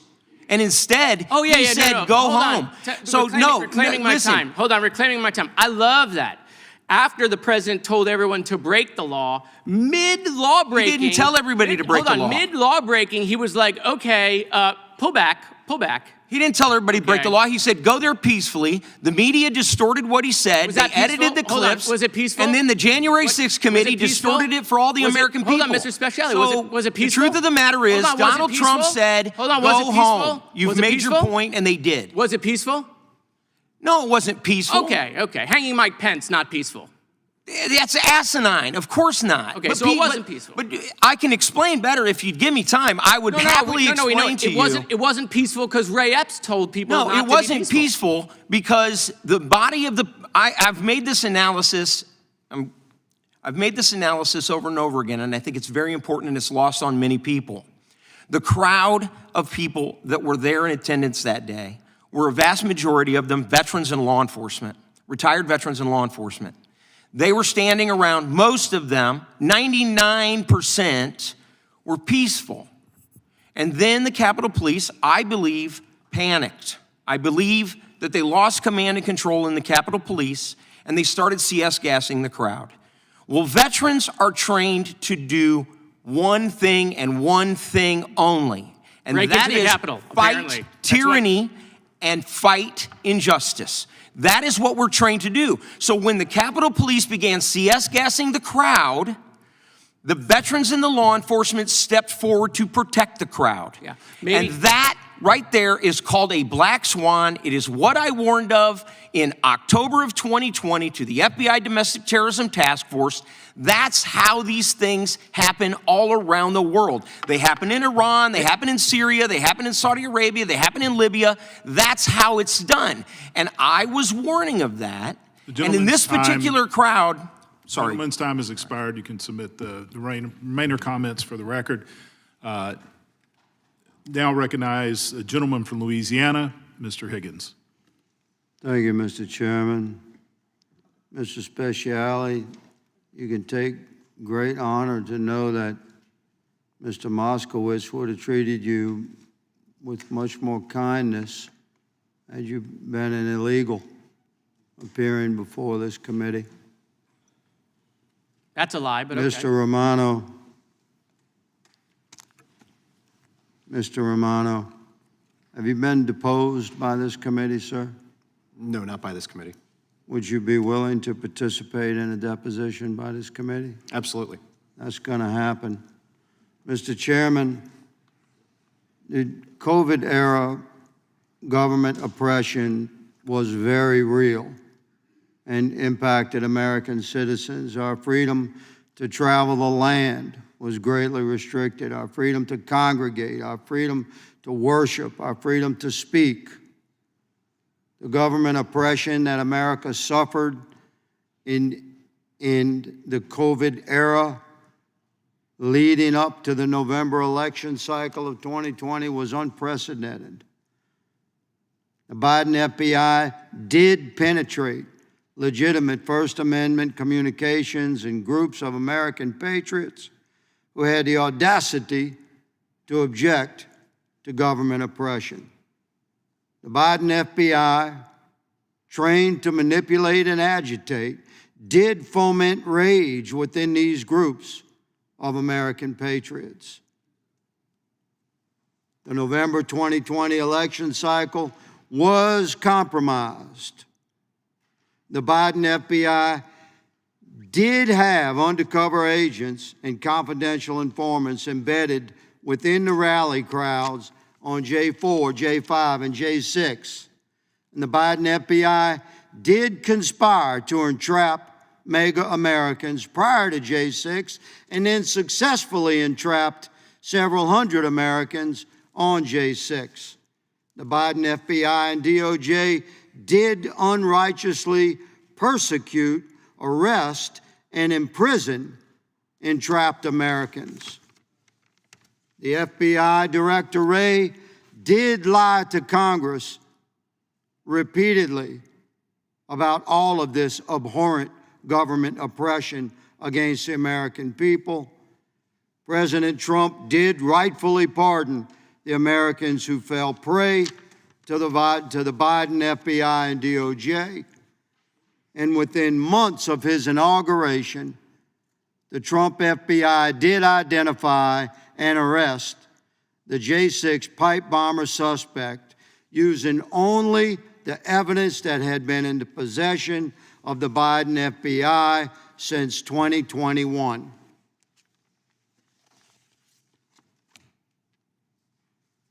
Mr. Chairman, I ask unanimous consent to present for the record a letter dated January 11, 2021, to the Administrator of TSA, signed by Benny Thompson, then Chairman of Homeland Security Committee, and John Katko, the Ranking Member of Homeland Security Committee, a renowned moderate New York-leaning liberal Republican, now gone from Congress, identifying Trump supporters as insurrectionists and suggesting efforts by the TSA to disrupt the travel of white supremacists and other domestic terrorists, to quickly deny air carrier services to individuals identified as members of those groups, and to encourage efforts to identify and add to watch lists the perpetrators and members of American organizations that had the audacity to challenge the narrative that was presented under the COVID era and the oppression that the American people suffered.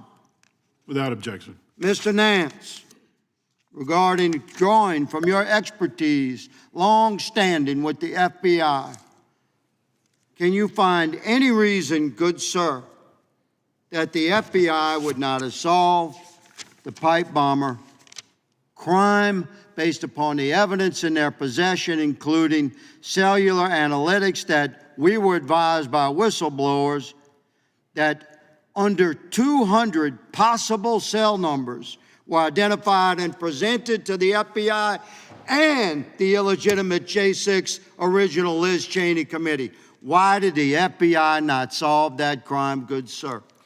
Well, I think the rapidity of the Patel administration or directorship in solving this case demonstrates exactly why the Wray FBI failed to do so. I mean, as has been stated before, this was a matter of leadership. I think this is also a matter of messaging. I think that, and people need to understand the relationship between DOJ and the FBI, that the FBI investigates criminal activity, or should be, and DOJ conducts prosecutions. But how could the FBI be that inept? I just ask you. To me, I believe it was purposeful. I believe they identified their suspects in the under 200 numbers, and none of them fit the profile of the so-called alleged white supremacist MAGA activists, so they stepped away from that investigation. I believe that there's no way they could be that inept. Mr. Chairman, my time has expired, but my passion on this subject has not. The gentleman is yielded back. The chair notes that there is a lot of passion regarding this topic. And it is something that's passionate on both sides of the aisle here. And our objective, my objective in this committee, is to get to the truth of, without political bias, of what happened. And the question remains, how did the previous FBI go 5 years without even a lead, using the exact same data. No exception. Recently I've talked to the FBI agents that are currently at the FBI, were at the FBI before. They confirmed to me there was no new evidence brought forward. New eyes were brought into this process. A red team was brought in, which also included non-FBI agents that come from teams that are out, task forces. And they took a look at the same evidence. The question being, and I think there's a lot of good information that's been brought up, and a lot of questions. Is there political bias involved in the decision? Or is it just a lower priority? This is more, we know that a lot of the resources were shifted over to prosecuting those who trespassed at the Capitol.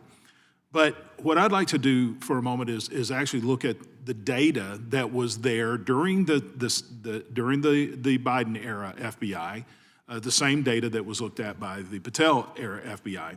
And one of the things, Mr. Piehota, let me start with you. You're familiar with the CAST team, is that correct? Yes. Can you briefly describe what the CAST team is in the FBI? They're a communication analysis team. They do cellular phone communication, review, analysis, records, disposition. They can tell you who was where, when, and they look at the communications network and how it was leveraged during certain situations. So we also have from an FBI report that the members of CAST were frustrated is that they were put on the back burner when it came to the pipe bomb investigation. Would that be something that would normally be done within the FBI? In my experience, no. You take those specialized resources as they come.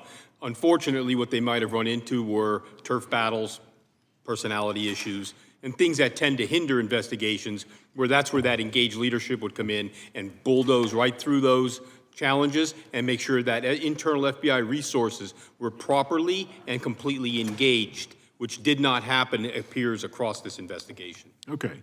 I mean, there's no doubt there was violence on January 6th. None of us have denied that, and I do appreciate our Capitol Police who defend us here and have been here to protect us and the other people that are here. Now, one of my concerns I had with the Select Committee on January 6th is they had an entire team that was supposedly dedicated to investigating how did the breach happen here at the Capitol. Now, there's really nothing in their 700-page report regarding security failures.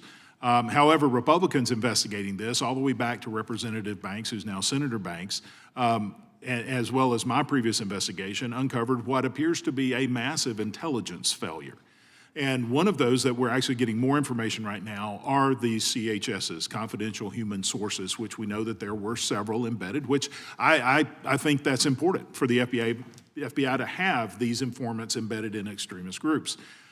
We have multiple reports of that, some even indicating that it very well could have been much worse, as I've been reading over these reports. By some reports coming in that it was going to be armed. It was going to be a takeover of the government. Fortunately, that didn't happen.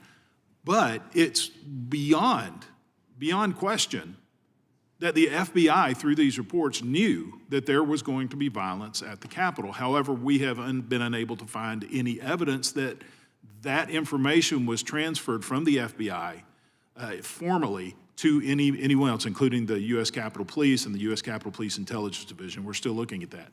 Is that normal operating procedures? I mean, is this turf battle so tight within the FBI that they would not report actionable intelligence, that there very, very likely is going to be violence at the Capitol?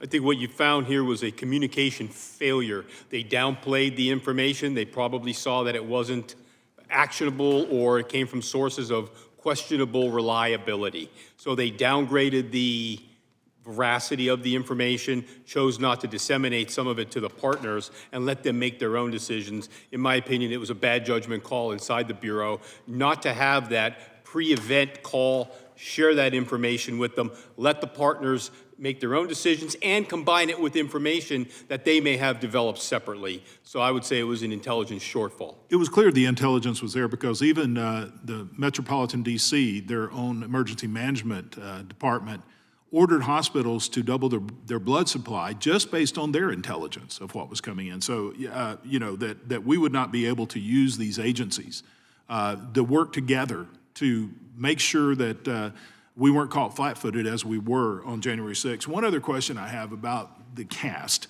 Now, we do know that there was a data request made from all the carriers, and it was a huge request of cell phones that were around the Capitol, January 5th, January 6th. That's the data of which the current FBI was able to narrow down with combination of the videos so they know where the suspect was. They were able to track him down, and then they were also able to go out and find the purchases, and this is what pulled things together. It's confusing me how that could not have been done by the previous administration. I believe it could have. There was just a lack of will. But there's something else that was brought up by one of my colleagues here was the gallows that were erected. It appears from my previous investigation that the FBI put no resources into identifying who erected the gallows. It's always bothered me that the gallows were allowed to stay up all day long. I mean, they weren't even taken down till late that evening. They were erected at 6 o'clock in the morning when hardly anyone was around. Based on this cast team and this digital data that was there, shouldn't the FBI be able to just go look at that same data and identify whose phones were pinging right at that area of where the gallows was erected at 6 o'clock in the morning? Seems like that should be an easy. The same investigative model would apply. Okay, so maybe this is something the current FBI could tackle. I've exceeded my time, and we'll begin our second round, and the chair recognizes Mr. Nantz. Hey, thank you, sir. I was running out of time, but I finished talking about that first breach. This entire document is about Donald Trump. It's about blaming Donald Trump. Donald Trump commanded, he ordered his followers to go to the Capitol to storm the Capitol. I find it interesting because the first breach occurred 20 minutes before Trump's speech ended. Why would Trump supporters leave a Trump speech and breach the Capitol grounds before the speech ever ended? I've been to rallies, this and that. When the boss is up there speaking, nobody leaves early. Nobody leaves early. I tell you why, because there was never a call to violence. There was never a call to violence or a call to storm the Capitol. That was something the militia groups are craving and created on their own. The Oath Keepers, Proud Boys, Antifa, 3%ers, bad actors that day, gotta say it, bad actors. They were acting alone and not listening to Trump. Stuart Rhodes stated that if Trump didn't do what they wanted, they would have to do it themselves. The January 6th resulted from a gross failure of intelligence, not the actions of Donald Trump. Capitol Police Assistant Chief Yogananda Pittman was in charge of the Intelligence Division of the U.S. Capitol Police in days leading up to January 6th and produced a report, the January 3rd Special Event Assessment, and stated, quote, Congress itself is the target on January 6th, and, quote, protesters may be inclined to become violent, and, quote, there have been some worrisome calls for protesters to come to these events armed. Another quote, the sense of desperation and disappointment may lead to more of an incentive to become violent, end quote. Even worse, Pittman testified to the Senate that she had shared the appropriate intelligence with the assistant and deputy chiefs of the Capitol Police, which is unconditionally false. It was never sent or shared. Why can I say that? I can say it with certainty because if you look at Officer Harry Dunn's testimony in the previous committee, he states that he believed that January 6th would just be like any other day. He had no independent reason to believe that there would be violence. And in his own words on July 27, 2021 testimony, Harry Dunn stated he thought there was going to be peaceful protests and received no threat warning from the chain of command. So the question is, who lied? Harry Dunn, you're lying, or Yogananda Pittman, who's got a nice job. Pelosi gave her a nice job there in California. So now we know why the Capitol Police was so ill-prepared. We know why. Assistant Chief Yogananda Pittman never shared the intel. Now let's talk about the deployment of the National Guard. In order for the Capitol Police to request outside assistance, the 3 members of the Capitol Police Board must declare an emergency. But this wasn't done. It wasn't done until very late. Isn't it interesting there is not a single word in the report from any of the 3 voting members on the board? How could there not be? Finally, the subject of this hearing, the pipe bomb, only mentioned, guess what, 5 times in this appendix. It's in the appendix at the end of the report, even though the pipe bombs were by far the most serious thing that occurred that day, as they could have killed many people, the VP, the Vice President-elect of the United States. The previous committee, nor the FBI cared. They didn't care about it all. Understand the effect of the discovery of the pipe bombs in the timeline. The first pipe bomb was reported to law enforcement at 12:42 p.m., which drew half of the police away from the Capitol building. The officers began arriving 2 minutes later at 12:44. Then the bike rack perimeter is breached minutes later at 12:53. Now that security at the Capitol has been softened. It's smart. This was organized. This was an operation, folks. And then at 12:59, 6 minutes later, Congress convenes to certify the election. It's very interesting that the pipe bomb is reported just minutes before the joint session convenes. Here's the key the American people need to understand. The FBI, Patel's FBI, didn't get any new information. No new information to find the pipe bomber.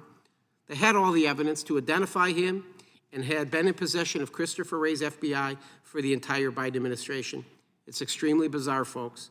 It's bizarre because the January 6th investigation was the largest and most extensive in the history of the FBI. This is the article. The Wray FBI aggressively pursued and charged nearly 1,600 individuals in all 50 states, including elderly individuals who committed no acts of violence. They identified and tracked these people down, breakneck speed, using every tool at their disposal. Left no stone unturned when we had an FBI whistleblower disclose to us that they were even pulling agents off of porn cases, child porn cases, so they could catch trespassing grandmas.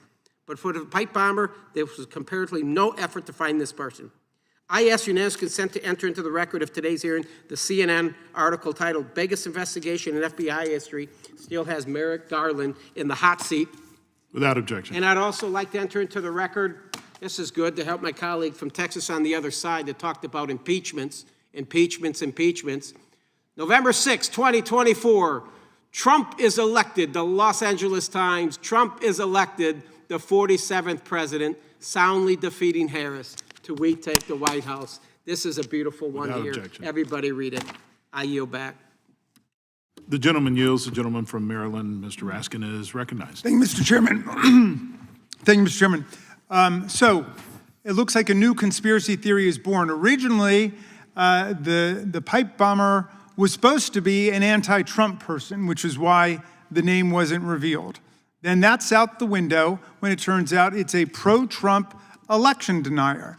Well, then they were saying, no, it was an inside job. It was by a former Capitol Police officer. That's out the window. That's not who the person was. So now I think the claim is, well, they got the person, yay for the FBI, hooray for Kash Patel. They got the person, but it took too long for them to do it. I mean, that's what the conspiracy theory has come to. I mean, this is just pathetic.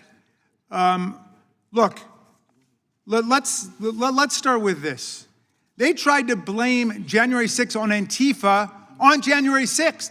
Donald Trump did it himself in a conversation with Kevin McCarthy. McCarthy called him up from his office, desperate, saying we're being overrun. We're besieged here. You got to call off, your people, Donald Trump. And Trump said, oh, it's not my people, it's Antifa. And McCarthy said, no.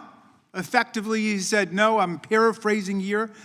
He said, they're in my office, they're your people, Mr. President. And then Trump said, well, maybe they just care a little bit more about a fair election than you do, Kevin. Again, paraphrasing, but that's the sum and substance of the conversation. Immediately, they wanted to try to pin it on Antifa. I mean, that was the whole methodology. That's what Matt Gaetz did when he came to the floor. Even after we were driven out of our chambers by MAGA and the Proud Boys and the Oath Keepers and other extremists who'd been called to storm the Capitol, because you got to go and fight like hell, Donald Trump said, and if you don't fight like hell, you're not going to have a country anymore. And they went to stop the steal. That was the slogan. They did exactly what they set out to do. And then they tried to blame it on Antifa. What a fraud it was. Was there any evidence, Mr. Romano, that Antifa was actually behind it? Did Donald Trump just pardon nearly 1,600 Antifa fighters? Is that what he did? No, there was no evidence of that. In the hundreds of cases that I supervised, I saw no evidence that any person we charged was Antifa or was motivated or driven by Antifa. Well, if it wasn't Antifa, surely it was undercover FBI agents who made all those people go out there and smash police officers in the face and storm the Capitol and try to overthrow the 2020 presidential election, right? What about the theory that this was really FBI sources, undercover sources who did it? I've seen no evidence of that. As I said before, there were informants who were present in the crowd, not at the direction of their FBI handlers. There were no undercover FBI agents directing the crowd. That is false information based on a statistic taken out of context. All right, so essentially, what are our colleagues inviting us to believe today? Well, let's see. Ms. Hagman wants us to believe there was no insurrection, despite the fact that the House of Representatives voted that Donald Trump incited an insurrection.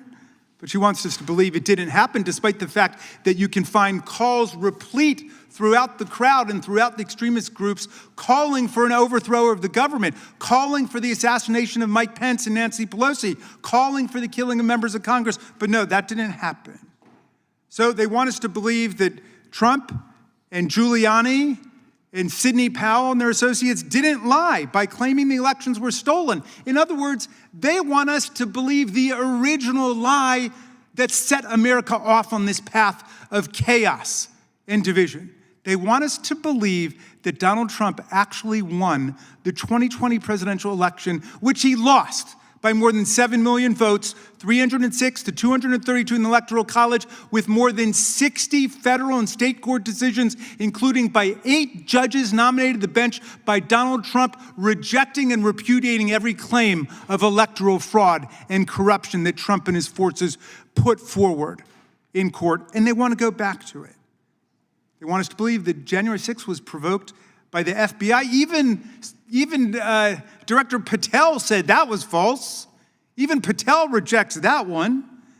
They want to believe that the Capitol Police are responsible for hundreds of rioters attacking them. Sergeant Gonell, who fought in Afghanistan and said that he saw no violence abroad that remotely compared to the medieval mayhem and violence unleashed on the police officers that day, that he was at fault for it. Sergeant Gonell, who had to resign from the force because of injuries to his rotator cuff, his shoulder, and his left foot because he couldn't any longer meet the physical demands of the job, that this is something that he wanted? These officers who've suffered brain contusions, heart attacks, strokes, Brian Sicknick, who died the next day after injuries inflicted on him by the mob, that this was somehow their fault? It's obscene. It's absurd. I certainly hope we can expect more out of this subcommittee than that, Mr. Chairman. There are some lingering questions. Most of them could be answered by Donald Trump, who's never once testified under oath about what he did on January 6th, other than sit on his hands and probably order hamburgers and French fries while he watched the whole scene on TV unfold. Did nothing to send out the National Guard under his unilateral direct control in the District of Columbia. And if you don't believe me, look it up, Ms. Hagman. Look it up. The president controls the National Guard in the District of Columbia. I'll bet you a lunch with your former occupant of your office, your predecessor, Ms. Cheney, who's somebody who brought great honor to this institution. And I'll tell you this. And I tell you this. The truth is a resilient thing. We're not going to put up with a pack of lies in this subcommittee and a bunch of conspiracy theories. We're not. We're not. So have at it. Throw what you want against the wall, but you better learn the first lesson they teach lawyers when you pass the bar. When you go to court, you better bring the evidence with you. Yield back. Gentleman's time's expired. Gentleman from Virginia, Mr. Griffith, is now recognized. And let's talk about the evidence. If you learned that you're supposed to bring the evidence with you, I submit to my colleague, he should have brought the evidence on the National Guard, because in our prior hearings held by Mr. Loudermilk, we discovered that not only did the president authorize the National Guard in advance of January 6th, but that offer was turned down. And then there was some obstruction on the National Guard getting here because he gave the order for the National Guard to be brought. And the general in charge, according to 4 officers who were with the National Guard that day, with the commander of the Washington, D.C. National Guard, 4 of them testified under oath that the general never transmitted that order for well over 2 hours after the president gave the order. So that's the evidence that's out there, and those are the facts on that. Now, it was made in the prior hearing on this. Somebody said, well, why didn't the president just call directly? And we all know what would happen. I said so at the time. We all know what would happen if the president had done that. They would have said he's not following the chain of command because he's supposed to give the orders to the general, and the general's supposed to give the order to the National Guard.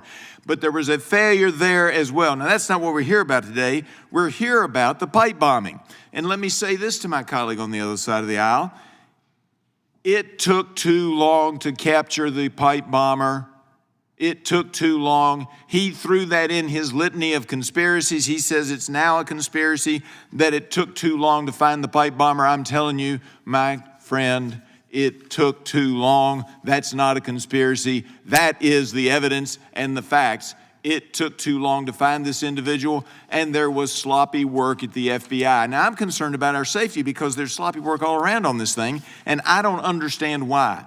Because we saw in the previous investigation through the House Admin Subcommittee on Oversight, we saw a video where they bring in the detonation robot, or the robot to take apart or to make sure there's not a problem with one of the pipe bombs, and they didn't secure the area around it. So in the film, you see, and the chairman will agree, he saw it too, you see a pedestrian walking by. All the police are standing back. Here comes a pedestrian walking by where the pipe bomb is. Mr. Piehota, does that make any sense? Why are you allowing pedestrians in the neighborhood where you're about to try to get a robot? You've sent a robot in to detonate, and you don't have the area secured. Does that make any sense to you? It makes no sense. The safety of the public would be your paramount objective first, to secure the area, clear the area of civilians, make sure that there aren't any unnecessary personnel close to the device. And it raises the issue, and I don't have any conspiracy theory. I have no idea why, but it raises the question, why?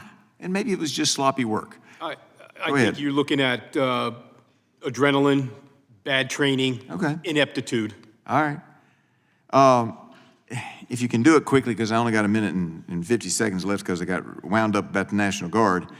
But Patel FBI created a red team. What's a red team? And what's the process of setting it up? And who makes the decision to set it up? Yeah, red team, it's a term of art. It's a review team. He did a case review team. He took people who had certain backgrounds and investigative experience that were consistent with what he was looking to accomplish, put them together, gave them resources, gave them priority, and gave them the charter to take all this information. He removed all obstacles, and he gave them the charter to find out what's going on, look for any investigative gaps. What the boss is interested in gets done. What the boss checks gets done well. And that's what you saw here. Well, they did that in 2025. Do you think that while the Ray team was focused on something else, and you mentioned that earlier, do you think that by 2024 or 2023, they would have been able to focus and do a red team in the Ray FBI if they had thought that there was a reason to do so, or that they thought that it was important? Because I'm concerned about the safety of people who go to the RNC and the DNC. The senior leadership did not make it a priority. The resources weren't dedicated. It didn't happen. So the safety of members of Congress going to their respective political party headquarters was not a priority for the FBI at that time? Did not appear so. Thank you very much. I yield back. The gentleman yields. The gentleman from Louisiana is recognized. Thank you, Mr. Chairman. Mr. Chairman, I ask unanimous consent to enter the criminal indictment of Mr. Brian J. Cole as the defendant in the pipe bomb case. Without objection. Mr. Nantz, the investigation of the pipe bomber that commenced under the Trump administration FBI seemed to be initiated just based upon a focused effort of leadership within the FBI to direct investigative assets and procedures to put, quote unquote, a new set of eyes on the existing evidence. That's where they intended to begin. They had no way of knowing that the evidence that they were already in possession of, that the FBI had been in possession of since 2021, would produce a relatively short list of potential suspects based upon cellular analytics of possible cell phone numbers that could have planted these bombs. They had no way of knowing that the evidence in their possession that they were going to put a fresh set of eyes on would produce a solid suspect and ultimately probable cause for an arrest. Their intention was to review the existing material so that they had a good investigative foundation to move forward with an aggressive investigation and to solve the pipe bombers case. Does that sound like the kind of solid leadership you would expect out of the FBI? Yeah, absolutely. That's what you would expect from, what we used to call our country's leading law enforcement agency. Well, I concur. I think they're reclaiming that recognition, and solving the pipe bomber case was quite significant. The cellular analytical data. Is it true that the FBI and our intel services has contractors that specialize in the collection of that data and the analytics of that data, and it's not necessarily a direct CAT FBI employees, but that the FBI itself uses contractors to provide some of that data as additional assets to the FBI's own CAT. Is that correct? Yes, to a limited degree, yeah. To a limited degree, would you say to a specialized degree? Absolutely. Thank you. So let me just clarify, Mr. Chairman, and for Americans watching, whistleblowers came forward, a particular whistleblower came forward in 2022 that is a specialized contractor for cellular analytical data that had initiated his own review of cell data after J6 happened and the J6 pipe bomb event was revealed to America, and that investigation was ongoing. And this whistleblower identified telephone numbers and provided them to the FBI and, we're advised, to the original J6 Select Liz Cheney committee, subcommittee, the Select Committee. And that data went nowhere.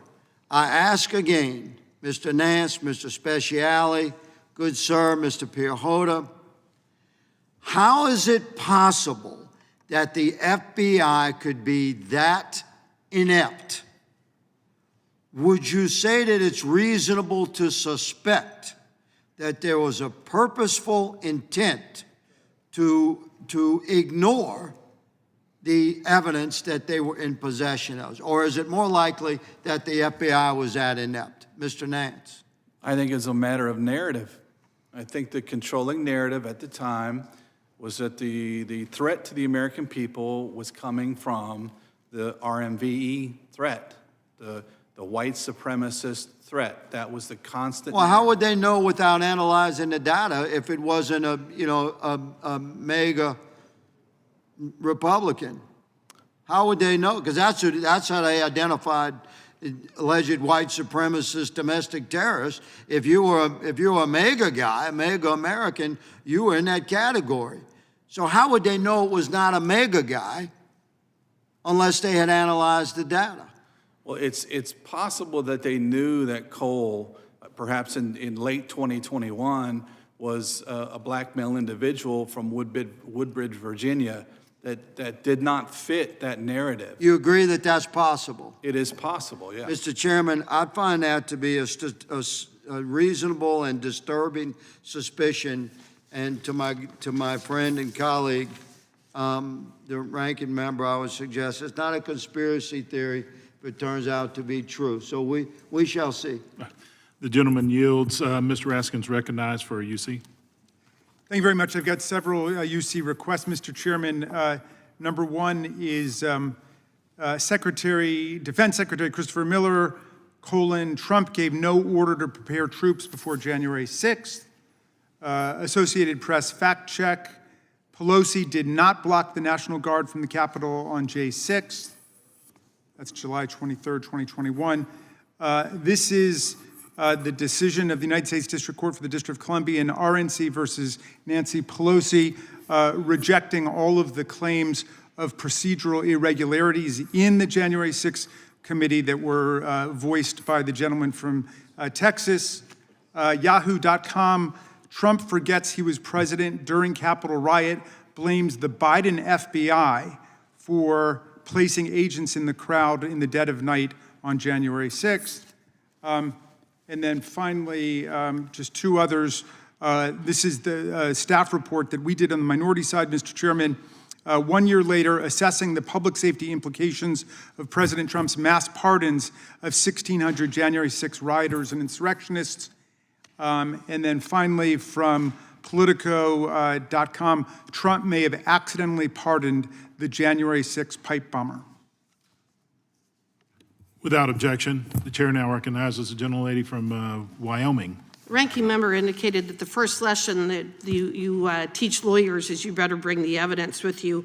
But another lesson that we learn is that you should also know the elements of the crime and the relevant statute if you're going to claim that somebody committed a crime. It's a pretty slimy tactic to use the word insurrection over and over and over and over and over again, and yet try to hide the fact that the gentleman who's sitting here before us today, who was responsible for prosecuting many of the people on January 6th, never once charged anybody with violating 18 U.S.C. section 2383. You never charged anybody with violating that statute. You never convicted anybody with violating that statute. So sitting here and using that word over and over again means absolutely nothing. We are here today focusing on the pipe bomb because of what happened that day. It clearly played a pivotal role in facilitating the breach of the Capitol, and we need to get to the bottom of what happened there. These devices were discovered outside the RNC and DNC within 20 minutes of the joint session, and the U.S. Capitol Police were forced to defy the forces while a crowd of protesters moved towards the Capitol. The U.S. Capitol Police was not dealing with just the force division, but also with the fact that 500 bike racks had been removed the night before. Who ordered the removal of the 500 bike racks and why? The staff of the architect of the Capitol testified that the evening of January 5th, roughly around the time the pipe bombs were allegedly planted, the order came down to remove 500 bike racks from around the Capitol. Mr. Piehota, can bike racks help law enforcement with crowd control and deterrence? Absolutely. They form a physical barrier between the crowd and a protected location, or they can be used to help funnel a crowd to or from a location. Well, can they also serve as a visual cue for non-law enforcement personnel about what lines they are not allowed to cross? And could removing them spell legal jeopardy for protesters who cannot identify what is the line of trespass? It creates ambiguity for the public. They don't know where those barriers are. And did this actually result in legal jeopardy for many of the people who were on the Capitol grounds on January 6th? It ended up that way. Okay. According to the Select January 6th Committee's final report, quote, at 1:28 p.m., the U.S. Capitol Police requested the AOC to deliver 400 additional bike racks to the East Front to serve as protective barriers, even though rioters were using bike racks as weapons. The pipe bomb discovery at the DNC prevented the AOC from delivering them, end quote. Clearly, the Capitol Police viewed the bike racks as a necessary tool for that day, and their removal is absolutely baffling. And this subcommittee should focus on identifying who gave that order, why, when, who was involved. We need to get to the bottom of this. And the previous January 6th committee didn't look into it. They're not the ones who actually investigated what happened here and why. This statement is also clear that the impacts of the pipe bombs continue to be felt by the U.S. Capitol Police officers responding to the incident. And Mr. Piehota, does this raise even more questions about why the Ray FBI did not take this pipe bomb investigation seriously? The Ray FBI did not prioritize this investigation. Again, I think their resources and their attention was split into the other events of January 6th. And over time, what we saw was I would say, a weak or inept case management approach where this investigation eventually stalled. Okay. Mr. Speciale, do you have anything that you would like to briefly add to the discussion today? I think that probably the biggest takeaway in all of this is that there are 1,600 American citizens that were baited into a trespass trap to a great extent. Yes, certainly, absolutely, some of them were violent, and investigations and prosecutions were warranted. But I have an estimate that it was almost $1 billion that was spent on prosecuting American citizens. It's a lot of money that we spent on trying to prosecute patriotic American citizens. And then you add on top of that the thousands of American citizens that, like myself, that were also weaponized against in order for deterrence purposes, all the tactical resources. It was really a terror campaign. I would refer you to the National Counterterrorism reports available on my website, and it's highlighted where they want an FBI domestic terrorism statute, quote, for deterrence purposes. They want to be able to silence free speech. They did that with all of this. And, the cause, bottom line is 51 intelligence officers memo, Hunter Biden laptop. It's all these things where the American citizens that showed up that day were at their wits' end on having faith in their government. And they were vulnerable. As I warned, they were vulnerable. Well, and I think Hunter Biden is a good name to bring forward when you talk to with Mr. Romano here when we talk about the appropriateness of pardons. Mr. Nantz, do you have anything to very briefly add? I think one of the biggest things that the American people need to take away from this is the understanding that how dangerous narrative-led investigations can be. Because I think what we have going on here in large measure are narratives driven by the Biden White House through the Garland DOJ, and these are, of course, communications happening, headquarters to headquarters. And Director Wray, as any leader can present the commander's intent without explicitly doing so. So if he's getting communications from his boss, who is the Attorney General, that the narrative needs to be, we need to prioritize and stick with the J6 insurrection narrative, the pipe bomber narrative, or the pipe bomber investigation, in my opinion, was deprioritized because of that narrative coming from potentially the White House. Well, I appreciate your testimony. Thank you for being here. Thank you for being willing to expose this. With that, I yield back. The gentleman from Maryland is recognized for UC. Mr. Chairman, this is just the website from the District of Columbia National Guard stating the DC National Guard is the only National Guard unit which reports only to the President.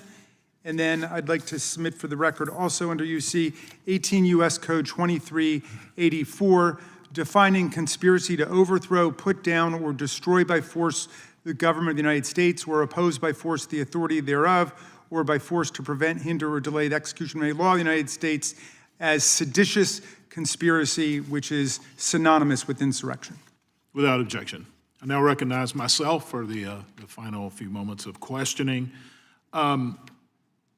Romano, you had mentioned to Mr. Griffith earlier, you correct me if I'm wrong, that you were not aware of FBI agents being inside the Capitol during the violence of January 6th. I think what I said was that I wasn't aware of FBI agents being undercover in the crowd or inciting action of the crowd. I know that FBI agents went to the Capitol as part of the law enforcement response. Okay, yeah, so we've just found that out recently in the last few months that over 100 FBI agents were deployed as crowd control, which is something that they're really not supposed to do according to after-action reports that we've read. That apparently was never made public during the trials. Did you ever have an FBI agent, one of those agents there, testify on behalf of the defense or the prosecution? I had FBI agents testify. Typically, they were case agents who were part of the investigative team who... These agents would have been witnesses. Oh, no. Because they were in the crowd, but nobody knew they were in the crowd. The witnesses who testified in my cases were typically Capitol Police and MPD officers. Okay. What I'm getting at is, why would they be someone who could be compelled to testify as a witness had it been known that they were there witnessing some of this? If they were used for crowd control, I'd be skeptical. But they were inside the Capitol when things were going on. Would they not be a witness either for defense or prosecution? It's possible. And if the FBI held that back, that they were there, is that not withholding evidence that could be exculpatory? I would struggle to think how it's exculpatory. Most things in the Capitol were recorded by cameras, which we produced. But there are plenty of areas that are not covered by cameras. I've watched most of the footage. Sure. So, okay, thank you. Let me clear something regarding the DC National Guard before I move on to my final question. The gentleman from Maryland is right. The president does have the power to deploy the DC National Guard, but there is something that is more powerful than the president, and that is the Constitution of the United States and the separation of powers. He cannot just send the National Guard unless the National Guard is requested by the legislative branch.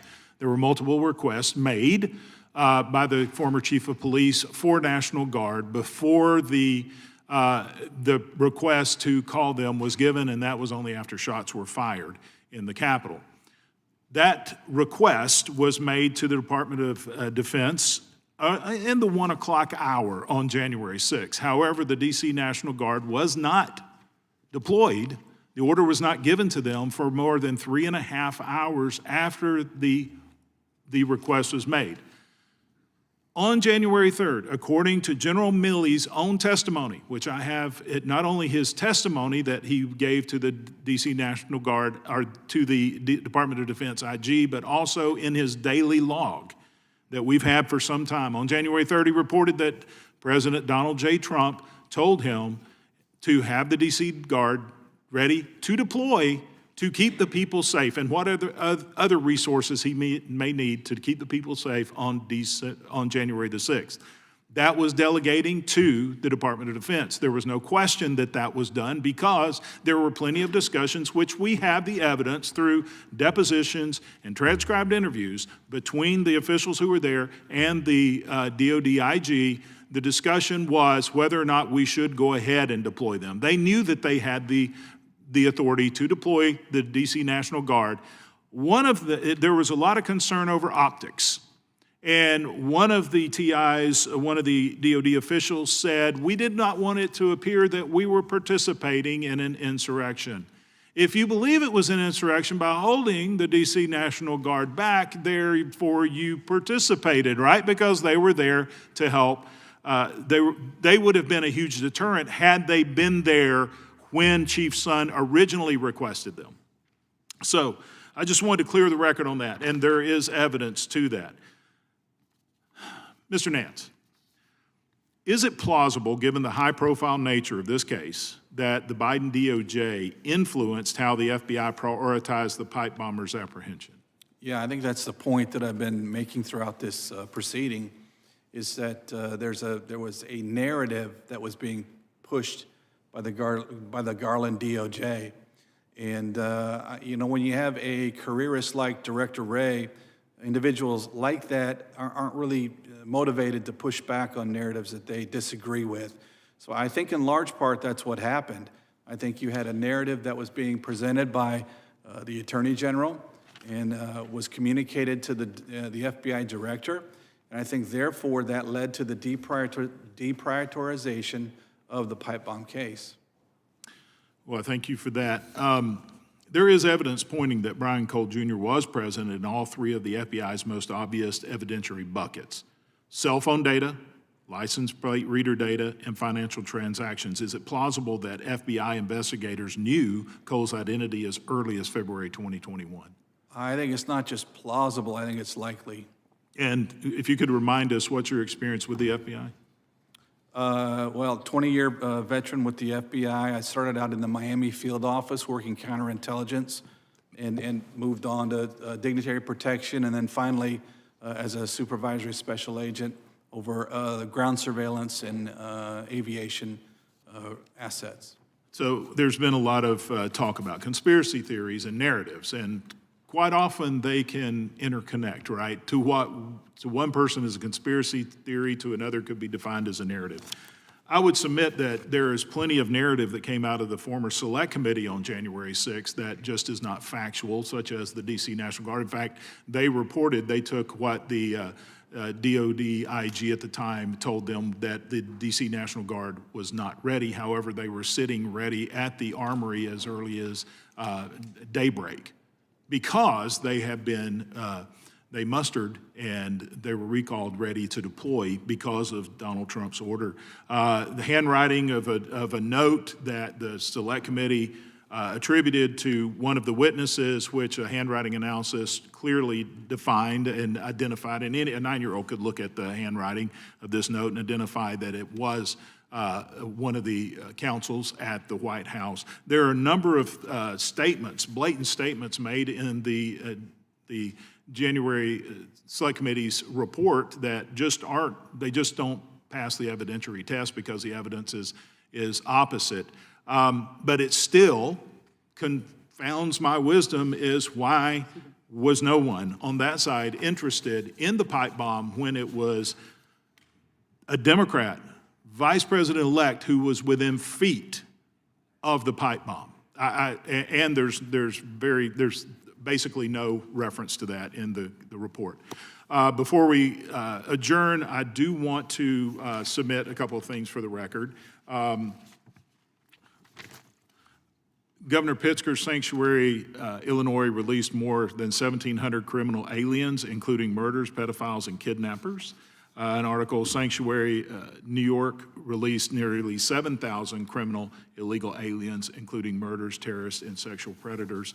I think that's evidence. There's been a lot of talk about pardons in here. I think there's definitely evidence here that violent offenders are regularly being released back into the community by some of my colleagues and friends on the other side of the aisle. Transcripts show President Trump's directives to, this is a press release from September 20, 2024. Transcripts show President Trump's directives to Pentagon leadership to keep January 6th safe were deliberately ignored.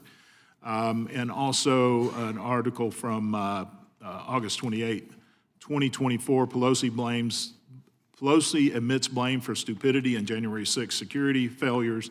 In new release video, I take full responsibility. Without objection.